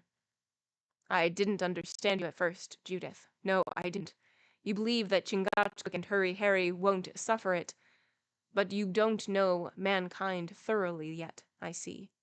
The Delaware would be the last man on earth to offer in any objections to what he knows is a duty, and, as for March, he doesn't care enough about any creature but himself to spend any words on such a subject. If he did, 'twould make no great difference howsever. But not he, for he thinks more of his gains than of even his own word. As for my promises, or your'n, Judith, or anybody else's, they give him no concern. Don't be under any uneasiness, therefore, gal. I shall be allowed to go back according to the furlough, and if difficulties was made, I've not been brought up and educated, as one may say, in the woods, without knowing how to look 'em down. Judith made no answer for some little time. All her feelings as a woman, and as a woman who, for the first time in her life, was beginning to submit to that sentiment which has so much influence on the happiness or misery of her sex, revolted at the cruel fate that she fancied Deerslayer was drawing down upon himself, while the sense of right which God has implanted in every human chest, told her to admire in integrity as indomitable and as unpretending as that which the other so unconsciously displayed. Argument, she felt, would be useless, nor was she at that moment disposed to lessen the dignity and high principle that were so striking in the intentions of the hunter, as by any attempt to turn him from his purpose. That something might yet occur to supersede the necessity for his self-immolation, she tried to hope, and then she proceeded to ascertain the facts in order that her own conduct might be regulated by her knowledge of circumstances. A 30-stream streak. Mary Jane, it's so good to see you. Thanks for hanging out with us. I appreciate it. When is your furlough out, Deerslayer? She asked, after both canoes were heading toward the ark and moving with scarcely a perceptible effort of the paddles through the water. Tomorrow noon. Not a minute afore, and you may depend on it, Judith. I shan't quit what I call Christian company to go and give myself up to them vagabonds an instant sooner than is downright necessary. They begin to fear a visit from the garrisons and wouldn't lengthen the time a moment, and it's pretty well understood atween us that, should I fail in my errand, the torments are to take place when the sun begins to fall, that they may strike upon their home trail as soon as it is dark. This was said solemnly, as if the thought of what was believed to be in reserve duly weighed on the prisoner's mind, and yet so simply, and without a parade of suffering, as rather to repel than to invite any open manifestations of sympathy. Are they bent on revenging their losses? Judith asked faintly, her own high spirit yielding to the influence of the other's quiet but dignified integrity of purpose. Downright, if I can judge of indigenous inclinations by the symptoms. They think, however, I don't suspect their designs, I do believe, but one that has lived so long among men of indigenous gifts is no more likely to be misled in indigenous feelings than a true hunter is to lose his trail or to staunch hound his scent. My own judgment is greatly again my own escape, for I see the women are a good deal enraged on behalf of Hist, though I say it, perhaps, that shouldn't say it, seeing that I had a considerable hand myself in getting the gal off. Then there was a cruel murder in their camp last night, and that shot might just as well have been fired into my chest. However, come what will, the Sarpent and his wife will be safe, and that is some happiness in any case. Oh, Deerslayer, they will think better of this, since they have given you until tomorrow noon to make up your mind. I judge not, Judith. Yes, I judge not. A native is a native, gal, and it's pretty much hopeless to think of swarvin' him when he's got the scent and follows it with his nose in the air. The Delawares now are a half-Christianized tribe. Not that I think such sort of Christians much better than your whole-blooded non-believers, but nevertheless, what good half-Christianizing can do to a man some among 'em have got, and yet revenge clings to their hearts like the wild creepers here to the tree.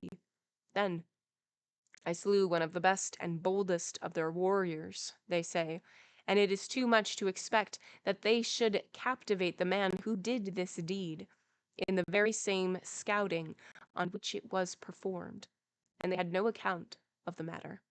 Had a month or so gone by, their feelings would have been softened down, and we might have met in a more friendly way. But it is as it is. Judith, this is talking of nothing but myself and my own concerns, when you have had trouble enough, and may want to consult a friend a little about your own matters. Is the old man laid in water where I should think his body would like to rest? It is, Deerslayer. answered Judith, almost inaudibly. That duty has just been performed. You are right in thinking that I wish to consult a friend, and that friend is yourself. Hurry Harry is about to leave us. When he is gone, and we have got a little over the feelings of this solemn office, I hope you will give me an hour alone. Hetty and I are at a great loss what to do. That's quite natural, coming as things have, suddenly and fearfully. But here's the ark, and we'll say more of this when there is a better opportunity. Chapter 22. All right. What happened in this one? Well, I'll tell you what didn't happen. We didn't once say expedient yet.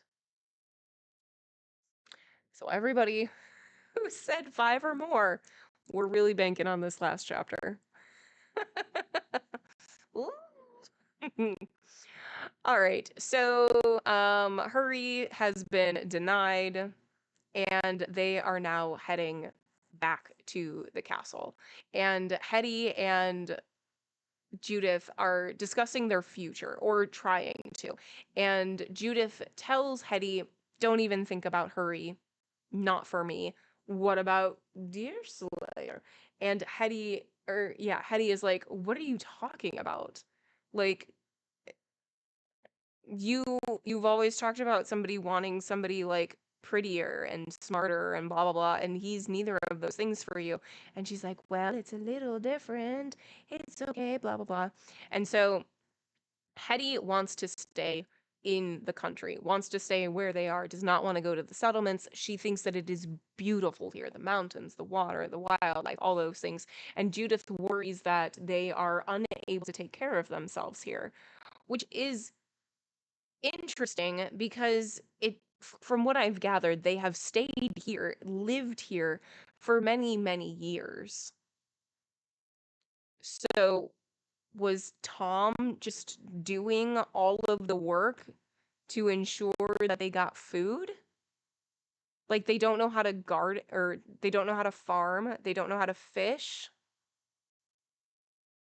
gather acorns, I don't know.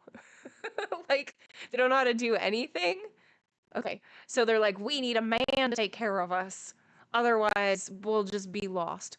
And so as they're coming across the castle, they see a canoe, and it is Deerslayer. He is on furlough from the Hurons, and so he needs to go back, and he needs to, like, make this decision.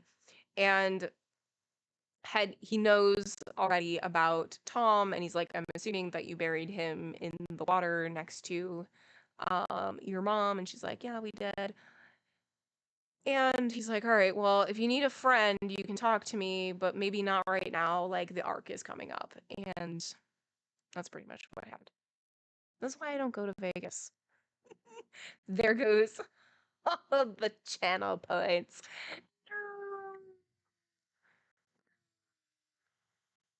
Wild can be beautiful, but not always easy to live in. Granted, they've lived there for years. Right, exactly. So did Tom just do everything by himself and they just stayed inside? That doesn't seem right. Like, Little House on the Prairie, they all did the work. I don't know. I don't know. I haven't seen the new one. Maybe in the new one they don't all do the work. Maybe they don't. Is the Little House on the Prairie in public domain? I'm looking it up. No. No, it is not. Outside of the US it is, but not in the US. It won't be in the US public domain until the year 2031. We got some time. You would think that you would pick up something. Right. Not here. Not here, they don't. We need a man. All right, let's do one more chapter. We will go over time, and that's okay. They've just been focusing on their comeliness. That's a wild thing to say, and it's true.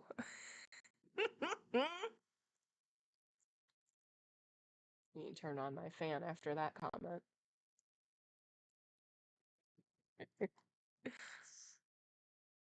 All right. Chapter 23. I need a shower after that. Fingers crossed that will say expedient. The wind is great upon the highest hills. The quiet life is in the dale below. Who tread on ice shall slide against their wills.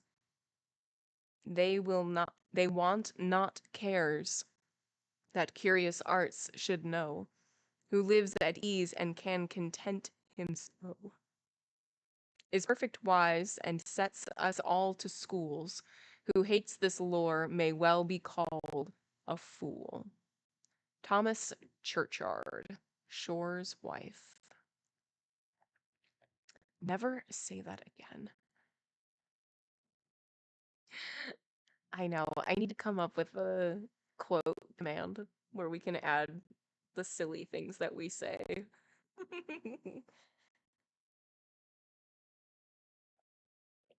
The meeting between Deerslayer and his friends in the Ark was grave and anxious. The two natives, in particular, read in his manner that he was not a successful fugitive, and a few sententious words sufficed to them to let them comprehend the nature of what their friend had termed his furlough.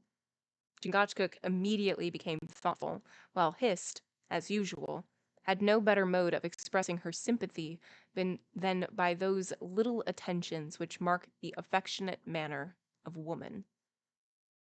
In a few minutes, however, something like a general plan for the proceedings of the night was adopted, and to the eye of an uninstructed observer things would be thought to move in their ordinary train. It was now getting to be dark, and it was decided to sweep the Ark up to the castle, and secure it in its ordinary berth.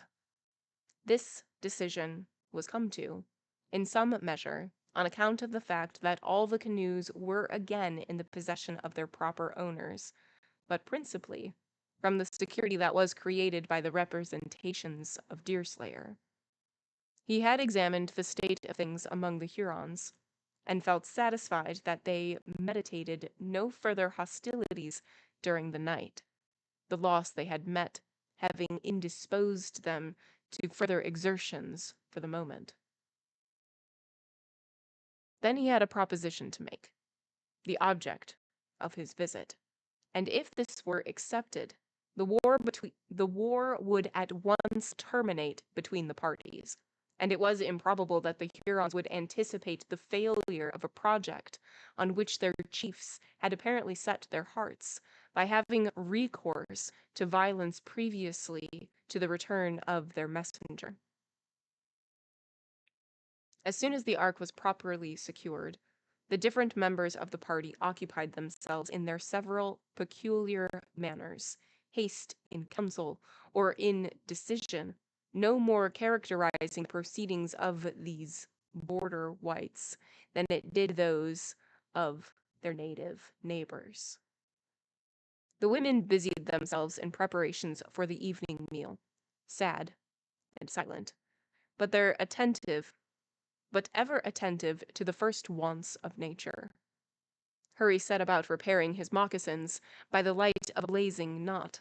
Chingachgook seated himself in gloomy thought, while Deerslayer proceeded in a manner equally free from affectation and concern to examine Killdeer, the rifle of Hutter that had been already mentioned, and which subsequently became so celebrated in the hands of the individual who was now making a survey of its merits.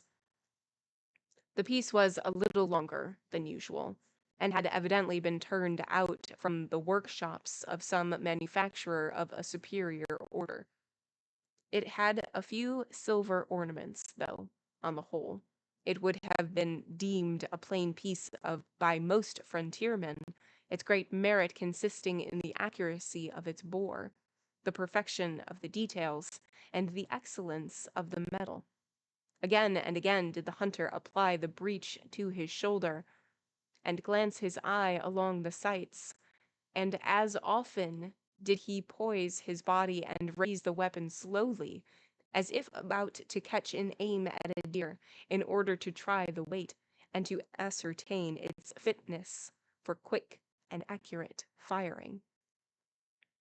All this was done by the aid of Hurry's torch, simply, but with an earnestness and abstraction that would have been found touching by any spectator who happened to know the real situation of the man.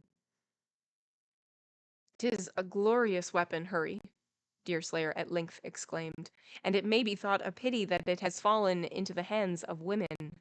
The hunters have told me of its exploits, and by all I have heard, it should set it down as sartain death in experienced hands. Hearken to the tick of this lock. A wolf trap hasn't a livelier spring. Pan and cock speak together, like two singing masters undertaking a psalm in meeting. I never did see so true a boar, Hurry, that's sartain." "Aye, old Tom used to give the piece of character, though he wasn't the man to particularize the raw nature of any sort of firearms in practice," returned March, passing the deer's thongs through the moccasins with the coolness of a cobbler. "He was no marksman, that we must all allow, but he had his good points as well as his bad ones. I have had hopes that Judith might conceit the idea of giving Killdeer to me." "There's no saying what young women may do, that's the truth, Hurry, and I suppose you're as likely to own the rifle as another. Still, when things are so very near perfection, it's a pity not to reach it entirely." "What do you mean by that? Would not that piece look as well on my shoulder as on any man's?" "As for looks, I say nothing. You are both good-looking, and might make what is called a good-looking couple. But the true point is as to conduct. Most deer would fall in one day by that piece, in some man's hands, then would fall in a week in your'n, Hurry. I've seen you try. Yes, remember the buck t'other day?" "That buck was out of season, and who wishes to kill venison out of season? I was merely trying to frighten the creature, and I think you will own that he was pretty well scared at any rate." "Well, have it as you say. But this is a lordly piece, and would make a steady hand and quick eye the king of the woods." "Then keep it, Deerslayer, and become king of the woods." He wasn't saying that. Judith is. "Then keep it, Deerslayer, and become king of the woods," said Judith earnestly, who had heard the conversation and whose eye was never long averted from the honest countenance of the hunter. "It can never be in better hands than it is at this moment, and there I hope it will remain these 50 years. "Judith, you can't be in earnest," exclaimed Deerslayer, taken so much by surprise as to betray more emotion than it was usual for him to manifest in ordinary occasion. "Such a gift would be fit for a royal king to make, yes, and for a royal king to receive." "I never was more in earnest in my life, Deerslayer, and I am as much in earnest in the wish as in the gift." "Well, well. We'll find time to talk of this again. You mustn't be downhearted, Hurry, for Judith is a sprightly young woman, and she has a quick response. She has a quick reason. She knows that the credit of her father's rifle is safer in my hands than it can possibly be in yours, and therefore you mustn't be downhearted. In other matters, more to your liking, too, you'll find she'll give you the preference." Hurry growled out his dissatisfaction, but he was too intent on quitting the lake, and in making his preparations, to waste his breath on a subject of his nature. Shortly after, the supper was ready, and it was eaten in silence, as is so much the habit of those who consider the table as merely a place of animal refreshment. On this occasion, however, sadness and thought contributed their share to the general desire not to converse, for Deerslayer was so far an exception to the usage of men of his caste as not only to wish to hold discourse on such occasions, but as often to create a similar desire in his companions. The meal ended, and the humble preparations removed. The whole party assembled on the platform to hear the expected intelligence from Deerslayer on the subject of his visit. It had been evident he was in no haste to make his communication, but the feelings of Judith would no longer admit of delay. Stools were brought from the ark and the hut, and the whole six placed themselves in a circle near the door, watching each other's countenances as best they could, by the scanty means that were furnished by a lovely starlight night. Along the shores, beneath the mountains, lay the usual body of gloom, but in the broad lake no shadow was cast, and 1,000 mimic stars were dancing in the limpid element that was just stirred enough by the evening air to set them all in motion. "Now, Deerslayer," commenced Judith, whose impatience resisted further restraint. "Now, Deerslayer, tell us all the Hurons have to say, and the reason why they have sent you on parole to make us some offer." "Furlough, Judith. Furlough is the word, and it carries the same meaning with a captive at large as it does with a soldier who has leave to quit his colors.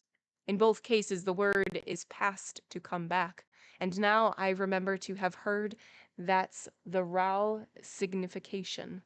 Furlough means a word passed by the doing of anything of the like.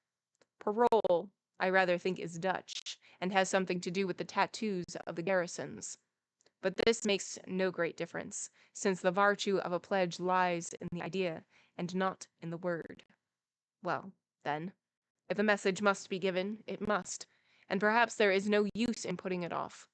Hurry will soon be wanting to set out on his journey to the river, and the stars rise and set, just as if they cared for neither native nor message. Ah's me, 'tisn't a pleasure, and I know it's a useless arrand, but it must be told." "Harkee, Deerslayer," put in Hurry, a little authoritatively. "You are a sensible man in a hunt, and as good a fellow on a march as a 60-miler a day could wish to meet with. But you're uncommon slow about messages, especially them that you think won't be likely to be well received. When a thing is to be told, why tell it, and don't hang back like a Yankee lawyer pretending he can't understand a Dutchman's English, just to get a double fee out of him." "I understand you, Hurry, and well are you named tonight, seeing you've no time to lose. But let us come at once to the point, seeing that's the object of this council, for council it may be called, though women have seats among us. The simple fact is this. When the party came back from the castle, the Mingas held a council, and bitter thoughts were uppermost, as was plain to be seen by their gloomy faces. No one likes to be beaten, and a native as little as a settler. Well, when they had smoked upon it, and made their speeches, and their council fire had burnt low, the matter came out. It seems the elders among 'em conceited I was a man to be trusted on a furlough. They're wonderful observant, them Mingos, that their worst mimics must allow, but they conceited I was such a man, and it isn't often," added the hunter, with a pleasing consciousness that his previous life justified his implicit reliance on his good faith. "It isn't often they conceit anything so good of a settler. But so they did with me, and, therefore, they didn't hesitate to speak their minds, which is just this. You see the state of things. The lake, and all on it, they fancy, lie at their mercy. Thomas Hutter is deceased, and, as for Hurry, they've got the idea he has been near enough to death today not to wish to take another look at him this summer. Therefore, they account all your forces as reduced to Chingachgook and the 2 young women, and while they know the Delaware to be of a high race and born warrior, they know he's now on his first warpath. As for the gals, of course, they set 'em down much as they do women in general." You mean that they despise us? Interrupted Judith, with eyes that flashed so brightly as to be observed by all present. That will be seen in the end. They hold that all on the lake lies at their mercy, and, therefore, they send by me this belt of wampum, showing the article in question to the Delaware as he spoke, with these words, "Tell the serpent," they say, "that he has done well for a beginner. He may now strike across the mountains of his own villages, and no one shall look for his trail. If he has found a scalp, let him take it with him, for the Huron braves have hearts and can feel for a young warrior who doesn't wish to go home empty-handed. If he is nimble, he is welcome to lead out a party in pursuit. Hist, however, must go back to the Hurons, for when she left there in the night, she carried away by mistake that which doesn't belong to her." "That can't be true," said Hetty earnestly. "Hist is no such girl, but one gives everybody his due." How much more she would have said in remonstrance cannot be said, inasmuch as Hist, partly laughing and partly hiding her face in shame, passed her own hand across the speaker's mouth in a way to check the words. "You don't understand Mingo messages, poor Hetty," resumed Deerslayer, "which seldom mean what lies exactly uppermost. Hist has brought away with her the inclinations of a young Huron, and they want her back again, that the poor young man may find them where he last saw them. The serpent, they say, is too promising a young warrior not to find as many wives as he wants, but this one he cannot have. That's their meaning, and nothing else, as I understand it. They are... Hold on. Judith is speaking. "They are very obliging and thoughtful, and supposing a young woman can forget all her own inclinations in order to let this unhappy youth find his," said Judith ironically, though her manner became more bitter as she proceeded. "I suppose a woman is a woman, let her color be settler or native, and your chiefs know little of a woman's heart, Deerslayer, if they think it can ever forgive when wronged, and ever forget when it fairly loves." I suppose that's pretty much the truth with some women, Judith, though I've known them that could do both. The next message is to you. They say the muskrat, as they called your father, has dove to the bottom of the lake, that he will never come up again, and that his young will soon be in want of wigwams, if not of food. The Huron huts, they think, are better than the huts of York, and they wish you to come and try them. Being settler, they own, but they think young women who've lived so long in the woods would lose their way in the clearings.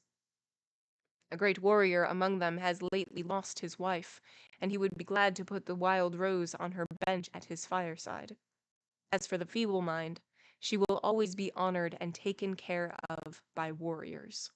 Your father's goods they think ought to go to enrich the tribe, but your own property, which is to include everything of a female nature, will go like that of all the wives, into the wigwam of the husband. Moreover, they've lost a young maiden by violence lately. It will take 2 settlers to fill her seat. "And do you bring such a message to me?" exclaimed Judith, though the tone in which the words were uttered had more in it of sorrow than anger. "Am I a girl to be an indigenous slave?" If you wish my honest thoughts on this point, Judith, I shall answer that I don't think you'll willingly ever become any man's slave. You're not to think hard, however, of my bringing the message as near as I could to the very words in which it was given to me. Them was the conditions on which I got my furlough, and a bargain is a bargain, though it is made with a vagabond. I've told you what they've said, but I've not yet told you what I think you ought, one and all, to answer. Aye, let's hear that, Deerslayer, put in Hurry. My curiosity is up on that consideration, and I should like, well, right well, to hear your ideas on the reasonableness of the reply. For my part, though, my own mind is pretty much settled on the point of my own answer, which shall be made known as soon as necessary. And so is mine, hurry, on all different heads, and on no one is it more certainly settled than on Huron. If I was you, I should say, Deerslayer, tell them scamps they don't know Harry March. He is human. He has settler's nature, which nature won't let him desert females of his own and gifts in their greatest need. So set me down as one that will refuse to come into your treaty, though you should smoke a hogshead of tobacco over it. March was a little embarrassed at this rebuke, which was uttered with sufficient warmth of manner, and with a point that left no doubt of the meaning. Had Judith encouraged him, he would not have hesitated about remaining to defend her and her sister, but under the circumstances a feeling of resentment rather urged him to abandon them. At all events, there was not a sufficiency of chivalry in Hurry Harry to induce him to hazard the safety of his own persons, unless he could see a direct connection between the probable consequences of his own interests. It is no wonder, therefore, that his answer partook equally of his intention, and of the reliance he so boastingly placed on his gigantic strength, which if it is done not always make him outrageous, usually make him impudent, as respects those with whom he conversed. Fair words make long friendships, Master Deerslayer, he said a little menacingly. You are but a stripling, and you know by experience what you are in the hands of a man. You are not me, but only a go-between sent by the enemies to us Christians. You may tell your employers that they do know Harry March, which is a proof of their sense as well as his. He's human enough to follow human nature, and that tells him to see the folly of one man's fighting a whole tribe. If females desert him, they must expect to be deserted by him, whether they're of his own gifts or another man's gifts. Should Judith see fit to change her mind, she's welcome to my company to the river, and Hetty with her. But shouldn't she come to this conclusion, I start as soon as I think the enemy's scouts are beginning to nestle themselves in among the brush and leaves for the night. Judith will not change her mind, and she does not ask your company, Master March, returned the girl with spirit. That point settled then, resumed Deerslayer, unmoved by the other's warmth. Hurry Harry must act for himself, and do that which will be most likely to suit his own fancy. The course he means to take will give him an easy race, if it don't give him an easy conscience. Next comes the question with Hist. What say you, gal? Will you desert your duty too, and go back to the Mingos and take a Huron husband, and all not for the love of the man you are to marry, but for the love of your own scalp? Why you talk so of to Hist? demanded the girl, half offended. You tink. Who is speaking? Okay, Hist is speaking. I forgot that a lot of times they refer to themselves in the third person.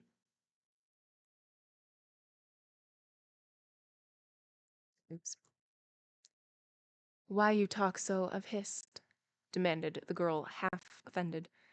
You tink a native girl made like captain's lady to laugh and joke with any officer that come. What I think, Hist, is neither here nor there in this matter.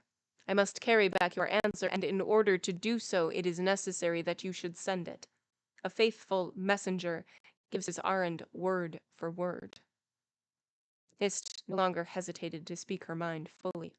In the excitement she rose from her bench, and naturally recurring to that language in which she expressed herself the most readily, she delivered her thoughts and intentions beautifully and with dignity in the tongue of her own people. Tell the Hurons, Deerslayer, she said, that they are as ignorant as moles, They don't know the wolf from the dog. Among my people the rose dies on the stem where it budded. The tears of the child fall on the graves of its parents. The corn grows where the seed has been planted. The Delaware girls are not messengers to be sent, like belts of wampum, from tribe to tribe. They are honeysuckles that are sweetest in their own woods. Their own young men carry them away in their bosoms because they are fragrant. They are sweetest when plucked from their native stems. Even the robin and the martin come back year after year to their old nests. Shall the woman be less true-hearted than a bird? Set the pine in your clay and it will turn yellow. The willow will not flourish on the hill. The tamarack is healthiest in the swamp. The tribes of the sea love best to hear the winds that blow over the salt water. As for a Huron youth, what is he to a maiden of the Lenni Lenape? He may be fleet, but her eyes do not follow him in the race. They look back towards the lodges of the Delawares. He may sing a sweet song for the girls of Canada, but what there is no music for Wa, but in the tongue she has listened to from childhood. Were the Huron born of the people that once owned the shores of the Salt Lake, it would be in vain, unless he were of the people of Uncas. The young pine will rise to be as high as any of its fathers. Watawa has but one heart, and can love but one husband. Deerslayer listened to this characteristic message, which was given with an earnestness suited to the feeling from which it sprung, with undisguised delight, meeting the ardent eloquence of the girl as she concluded, with one of his own heartfelt, silent, and peculiar fits of laughter. "That's worth all the wampum in the woods," he exclaimed. "You don't understand it, I suppose, Judith. But if you'll look into your feelings and fancy that an enemy has sent to tell you to give up the man of your choice and to take up with another that wasn't the man of your choice, you'll get the substance of it, I'll warrant. Give me a woman for raw eloquence, if they'll only make up their minds to speak what they feel. By speakin', I don't mean chatterin', hows'ever, for most of them will do that by the hour, but comin' out with their honest, deepest feelin's in proper words. And now, Judith, having got the answer of a native girl, it is fit I should get that of a settler, if, indeed, a continence that is as blooming as Huron can in any wise so be tarmed. You are well named the Wild Rose, and so far as it all goes, Hetty ought to be called the Honeysuckle." "Does this language come from one of the garrison gallants? I should deride it, Deerslayer. But coming from you, I know it can be depended on," returned Judith, deeply gratified by his unmediated and characteristic compliments. "It is too soon, however, to ask my answer. The great serpent has not yet spoken." "The sarpent, Lord. I could carry back his speech without hearing a word of it. I didn't think of putting the question to him at all. I will allow, though 'twould be hardly right either, seeing that truth is truth, and I'm bound to tell these Mingoes the fact and nothing else. So, Chingachgook, let us hear your mind on this matter. Are you inclined to strike across the hills towards your village, to give up Hist to a Huron, and to tell the chiefs at home that, if they're active and successful, they may possibly get on the end of the Iroquois trail some 2 or 3 days after the enemy has got off of it?" Like his betrothed, the young chief arose that his answer might be given with due distinctness and dignity. Hist had spoken with her hands crossed upon her chest, as if to suppress the emotions within. But the warrior stretched an arm before him with a calm energy that aided in giving emphasis to his expressions. "Wampum should be sent for wampum," he said. "A message must be answered by a message. Hear what the great serpent of the Delawares has to say to the pretended wolves from the great lakes that are howling through our woods. There are no wolves. They are dogs that have come to get their tails and ears cropped by the hands of the Delawares. They are good at stealing young women, bad at keeping them. Chingachgook takes his own where he finds it. He asks leave of no cur from the Canadas. If he has a tender feeling in his heart, it is no business of the Hurons. He tells it to her who most likes to know. He will not bellow it in the forest, for the ears of those that only understand yells of terror. What passes in his lodge is not for the chiefs of his own people to know, still less for Mingo rogues. Call 'em vagabonds, Sarpent, interrupted Deerslayer, unable to restrain his delight. Yes, just call 'em up and down vagabonds, which is a word easily interpreted, and the most hateful of all to their ears. It's so true. Never fear me. I'll give 'em your message, syllable for syllable, sneer for sneer, idea for idea, scorn for scorn, and they deserve no better at your hands. Only call 'em vagabonds once or twice, and that will set the sap mountain in 'em, from their lowest roots to the uppermost branches. Still less for Mingo vagabonds, resumed Chingachgook, quite willingly complying with his friend's request. Tell the Huron dogs to howl louder if they wish a Delaware to find them in the woods, where they burrow like foxes instead of hunting like warriors. When they had a Delaware maiden in their camp, there was a reason for hunting them up. Now, they will be forgotten unless they make a noise. Chingachgook don't like the trouble of going to his villages for more warriors. He can strike their runaway trail, unless they hide it underground. He will follow it to Canada alone. He will keep Watawa with him to cook his game. They, too, will be Delawares, enough to scare all the Hurons back to their own country. That's a grand dispatch, as the officers call them things, cried Deerslayer. 'Twill set all the Huron blood in motion, most particularly that part where he tells 'em hist, too, will keep their heels till they're fairly driven out of the country. Ah's me, big words ain't always big deeds notwithstanding. The Lord send that we be able to be only one half as good as we promise to be. And now, Judith, it's your turn to speak, for them miscreants will expect an answer from each person, poor Hetty, perhaps, excepted. And why not Hetty, Deerslayer? She often speaks to the purpose. The natives may respect her words, for they feel for people in her condition. That is true, Judith, and quick-thoughted of you. They do respect misfortunes of all kinds, and Hetty's in particular. So, Hetty, if you have anything to say, I'll carry it to the Hurons as faithfully as if it was spoken by a schoolmaster or missionary. The girl hesitated a moment, and then she answered in her own gentle, soft tones, as earnestly as any who had preceded her.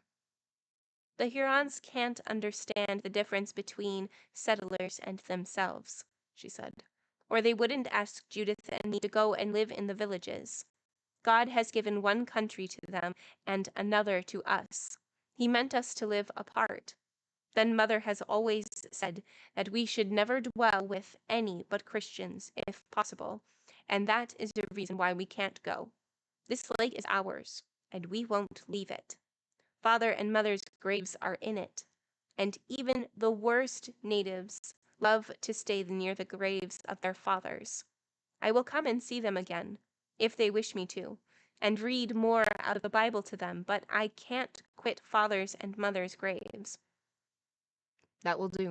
That will do, Hetty, just as well as if you sent them a message twice as long, interrupted the hunter.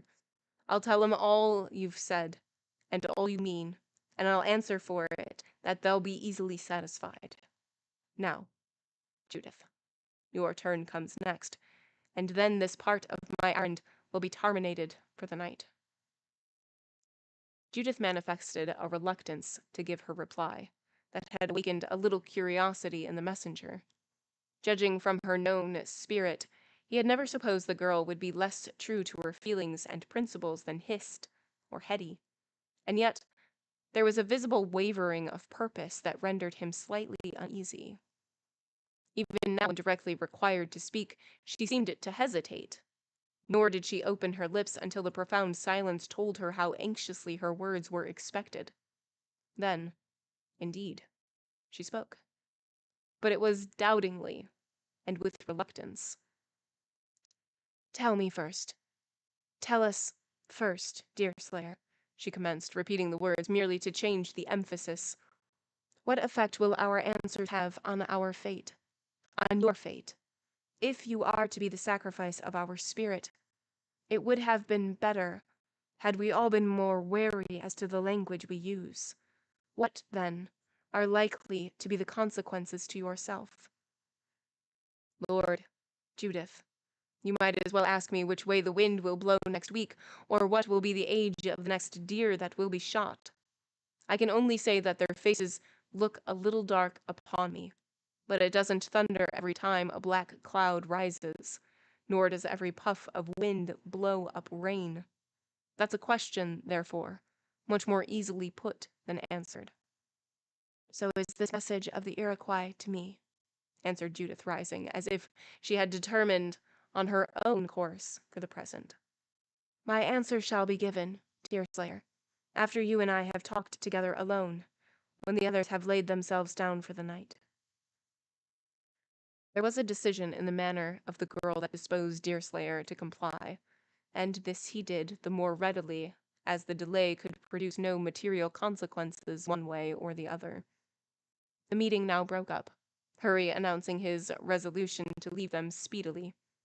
During the hour that was suffered to intervene in order that the darkness might deepen before the frontiersman took his departure, the different individuals occupied themselves in their customary modes, the hunter in particular passing most of the time in making further inquiries into the perfection of the rifle already mentioned.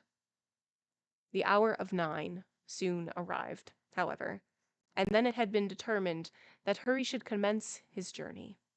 Instead of making his adieus frankly and in a generous spirit, the little he thought it necessary to say was uttered sullenly and in coldness. Resentment at what he considered Judith's obstinacy was blended with mortification at the career he had since reaching the lake, and, as is usual with the vulgar and narrow-minded, he was more disposed to reproach others with his failures than to censure himself.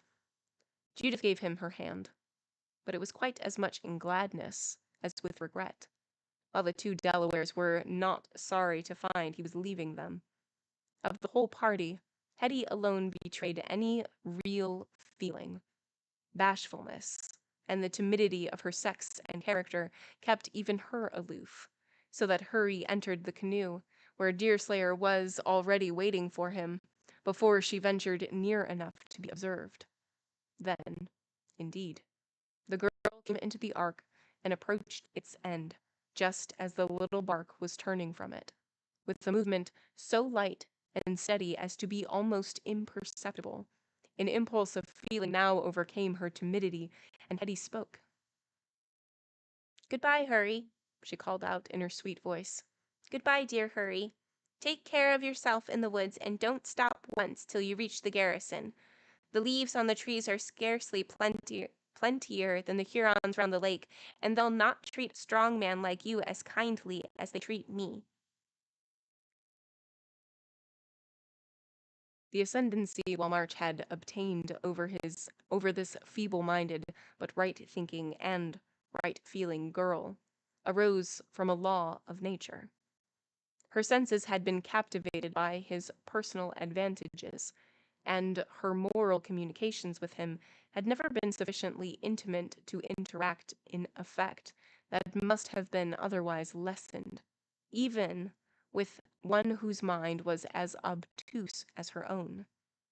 Hetty's instinct of right, if such a term can be applied to one who seemed taught by by some kind spirit how to steer her course with unerring accuracy between good and evil, would have revolted at Hurry's character on 1,000 points had there been opportunities to enlighten her.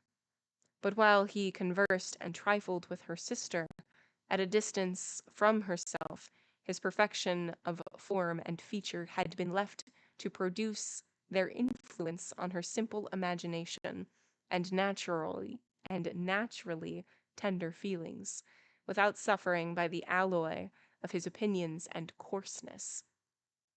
It is true she found him rough and rude, but her father was that, and most of the other men she had seen, and that which she believed to belong to all of the sex, struck her less unfavorably in Hurry's character than it might otherwise have done.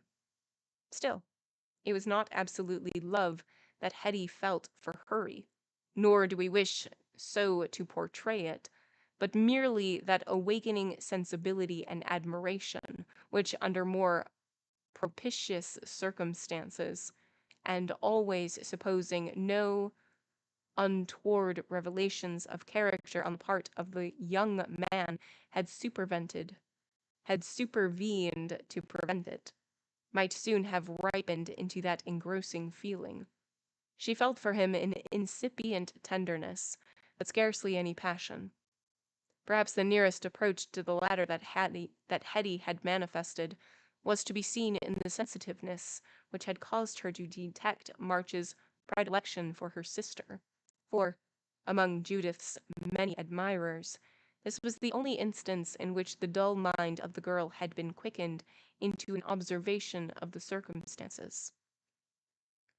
Hurry received so little sympathy at his departure that the gentle tones of Hetty, as she thus called after him, sounded soothingly. He checked the canoe, and with one sweep of his powerful arm brought it back to the side of the ark. This was more than Hetty, whose courage had risen with the departure of her hero, expected, and she now shrunk timidly back at this unexpected turn. "You're a good gal, Hetty, and I can't quit you without shaking hands," said March kindly. "Judith, arter all, isn't worth as much as you, though she may be a trifle better looking. As to wits, if honesty and fair dealing with a young man is a sign of sense in a young woman, you're worth a dozen Judiths.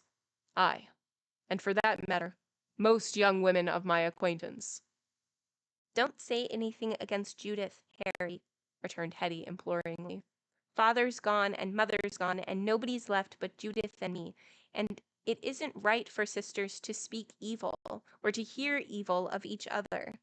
Father's in the lake, and so is mother, and we should all fear God, for we don't know when we may be in the lake too." "That sounds reasonable, child, as does most you say. Well, if we ever meet again, Hetty, you'll find a friend in me, let your sister do what she may.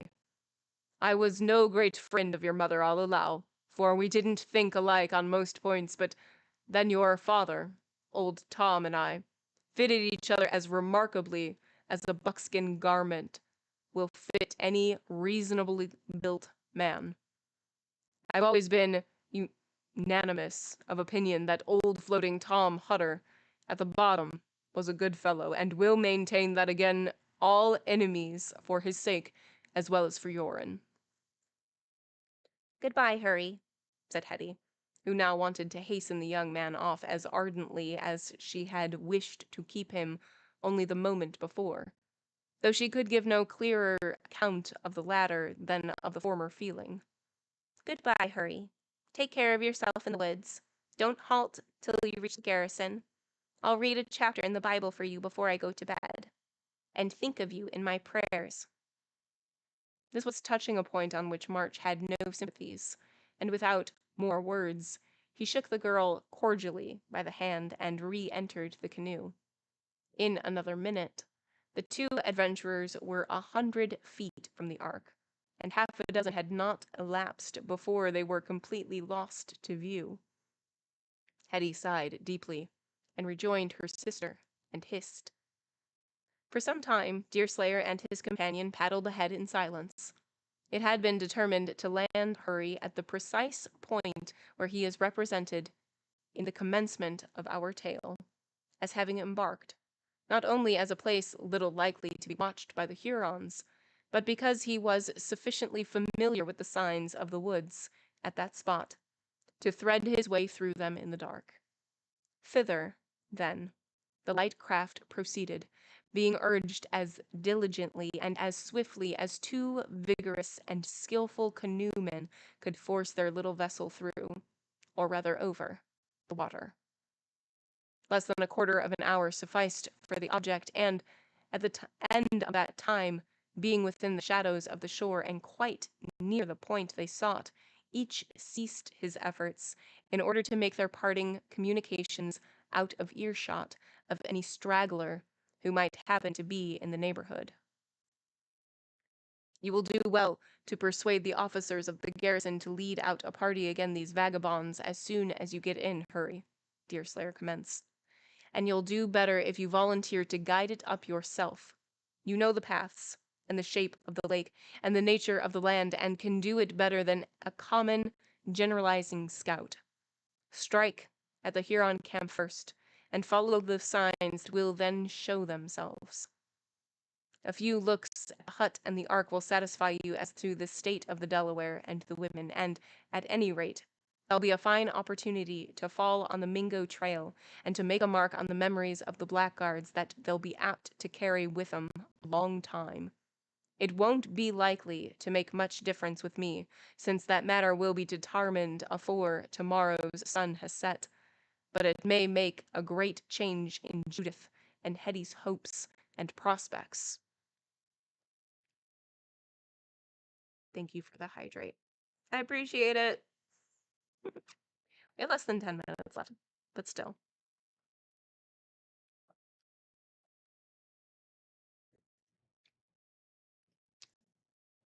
That was a sip. A single sip.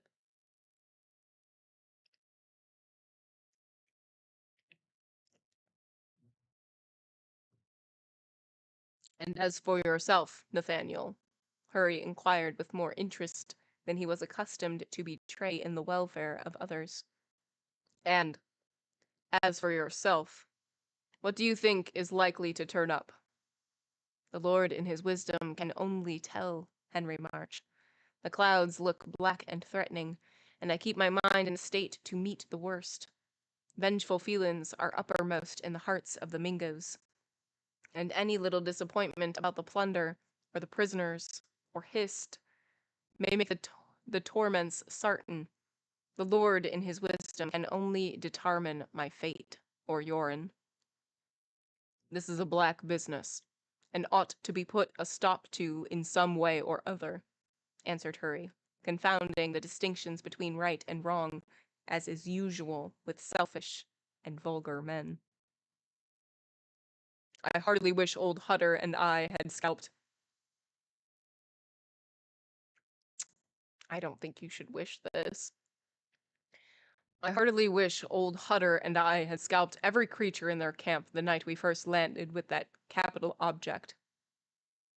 Had you not held back, Deerslayer, it might have been done, and then you wouldn't have found yourself at the last moment in the desperate condition you mention.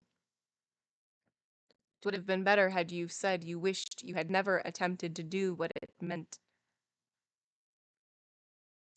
'Twould have been better had you said you wished you had never attempted to do what it little becomes any settler's gifts to undertake, in which case, not only might we have kept from coming to blows, but Thomas Hutter would now have been living, and the hearts of the enemies would be less given to vengeance. The death of that young woman, too, was uncalled for, Henry March, and leaves a heavy load on our names, if not on our consciences. Should never be put out of business.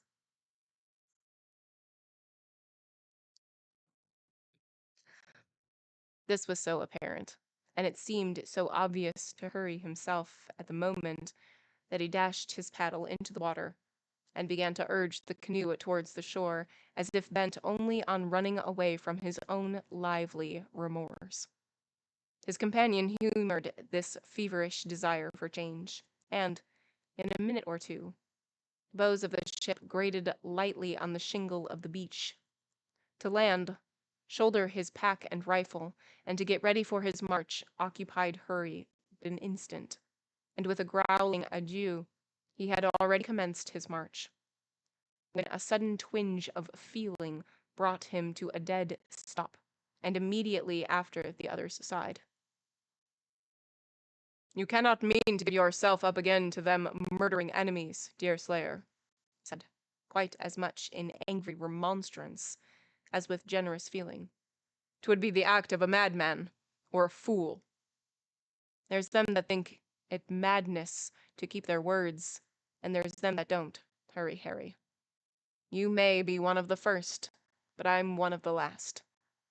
No native breathing shall have it in his power to say that a Mingo minds his word more than a man of settler blood and settler gifts, in anything that concerns me. I'm out on a furlough, and if I've strength and reason, I'll go in on a furlough afore noon tomorrow."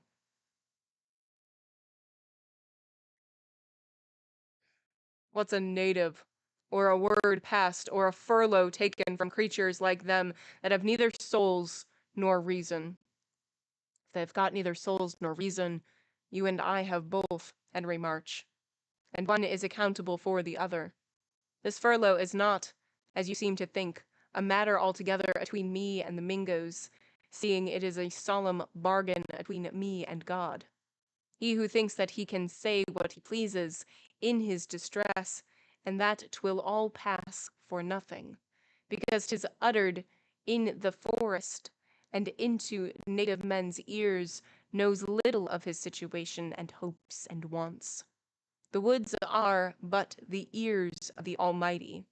The air is his breath, and the light of the sun is little more than a glance of his eye. Farewell, Harry. We may not again meet, but I would wish you never to treat a furlough or any other solemn thing that your Christian God has been called on to witness as a duty so light that it may be forgotten according to the wants of the body, or even according to the cravings of the spirit." March was now glad again to escape. It was quite impossible that he could enter into the sentiments that ennobled his companion, and he broke away from both with an impatience that caused him secretly to curse the folly that would induce a man to rush, as it were, on his own destruction. Deerslayer, on the contrary, manifested no such excitement, sustained by his principles, inflexible in the purpose of acting up to them, and superior to any unmanly apprehension. He regarded all before him as a matter of course, and no more thought of making any unworthy attempt to avoid it, than a Muslim thinks of counteracting the decrees of Providence. He stood calmly on the shore, listening to the reckless tread with which Hurry betrayed his progress through the bushes, shook his head in dissatisfaction at the want of caution, and then stepped quietly into his canoe. Before he dropped the paddle again into the water, the young man gazed about him at the scene presented by the starlit night. This was the spot where he had first laid his eyes on the beautiful sheet of water on which he floated. If it was then glorious in the bright light of a summer's noon tide, it was now sad and melancholy under the shadows of night. The mountains rose around it like black barriers to exclude the outer world, and the gleams of pale light that rested on the broader parts of the basin were no bad symbols of the faintness of the hopes that were so dimly visible in his own future. Sighing heavily, he pushed the canoe from the land and took his way back with steady diligence towards the Ark and the castle.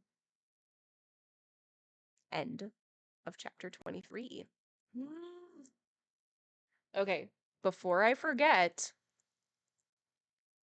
We didn't say expedient one single time. Not a single time.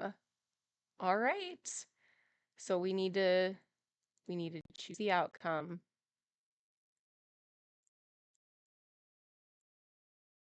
Boom. Boom. There go the channel points. There they go. There they go.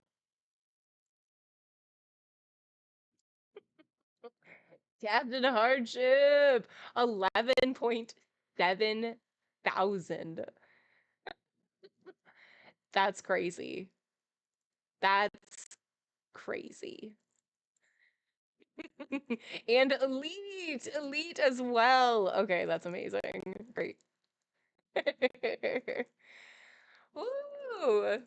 Ooh-wee. Next time we'll do it per chapter and it'll just be like, does it say it? Does it not say it? We'll do it that way. Because I feel like this was just too long. That was fun though. That was fun. Goodbye, channel points. All right, so what has happened? Deerslayer is on a furlough and he comes with a question for each person, and each person in turn needs to respond so that he can bring it back to the Hurons. So he's like, hey, Watawa, you gonna marry this dude that said that he wanted to marry you? And she's like, no, I want to marry Chingachgook. And he's like, great, I'll say that. And he's like, what's your name? Judith? You want to go and live? You and Hetty want to go and live in this guy's domain because his wife was killed? And Judith's like, I'll hold off on my answer. And she keeps pushing off her answer. We still don't know what it is. And he's like, March, what are you up to? And March is like, actually, I'm leaving. I'm leaving. I'm going to go to the garrison and I will come and like bring forces. And Chingachgook, you just going to walk away? You're going to walk away and be cool? And like you can just, you know, not fight us? And Chingachgook is like, I am going to walk away, but I'm going to do it with Watwa. And if anybody bothers us, we are both amazing warriors and we'll take you all out. And so he's going down the line and asking everybody. Hetty even is like, I want to stay here. I've lived here for most of my life, if not all, and I don't want to live with the Hurons. I want to stay here. And so we're going through and we have a goodbye moment between Deerslayer and Harry. And it hasn't been mentioned to Deerslayer yet that Judith doesn't want to be with Harry. Hasn't been mentioned that. Hasn't been mentioned that she wants to be with Deerslayer. None of that has been mentioned. So the conversation and their goodbye is like a little uncomfortable because Deerslayer is like, Judith. And Harry is like, yep, Judith, bye. And he actually has a pretty good goodbye with Hetty. And he's like, like people say that you're a dummy and you're also like not as pretty as your sister. However, like you speak the truth and you speak plainly, and that is worth dozens of Judiths. And finally, somebody has said something nice. Finally, somebody, well, I mean, it was kind of backhanded in being like, we know that you're not as smart, we know that you're not as pretty, but you're worth dozens of her. Scores, even. So that's pretty much where we are. And it's still just like, are you going to go back? Are you going to actually willingly go back to your captors? And Deerslayer's like, yeah, I'm on furlough. And so he's defined it not once, but twice of what furlough means. So we're doing it. We're doing it. To say nothing of the biblical contradictions. Exactly. Elite. A 230 stream streak. That's crazy. That's crazy. Thank you. Thank you for being here. And also enjoy all of those channel points that you just got. Enjoy them. We'll do more predictions. It was easier to come up with than I thought it was going to be. So we'll do them chapter wise going forward. Wait a minute. What is furlough?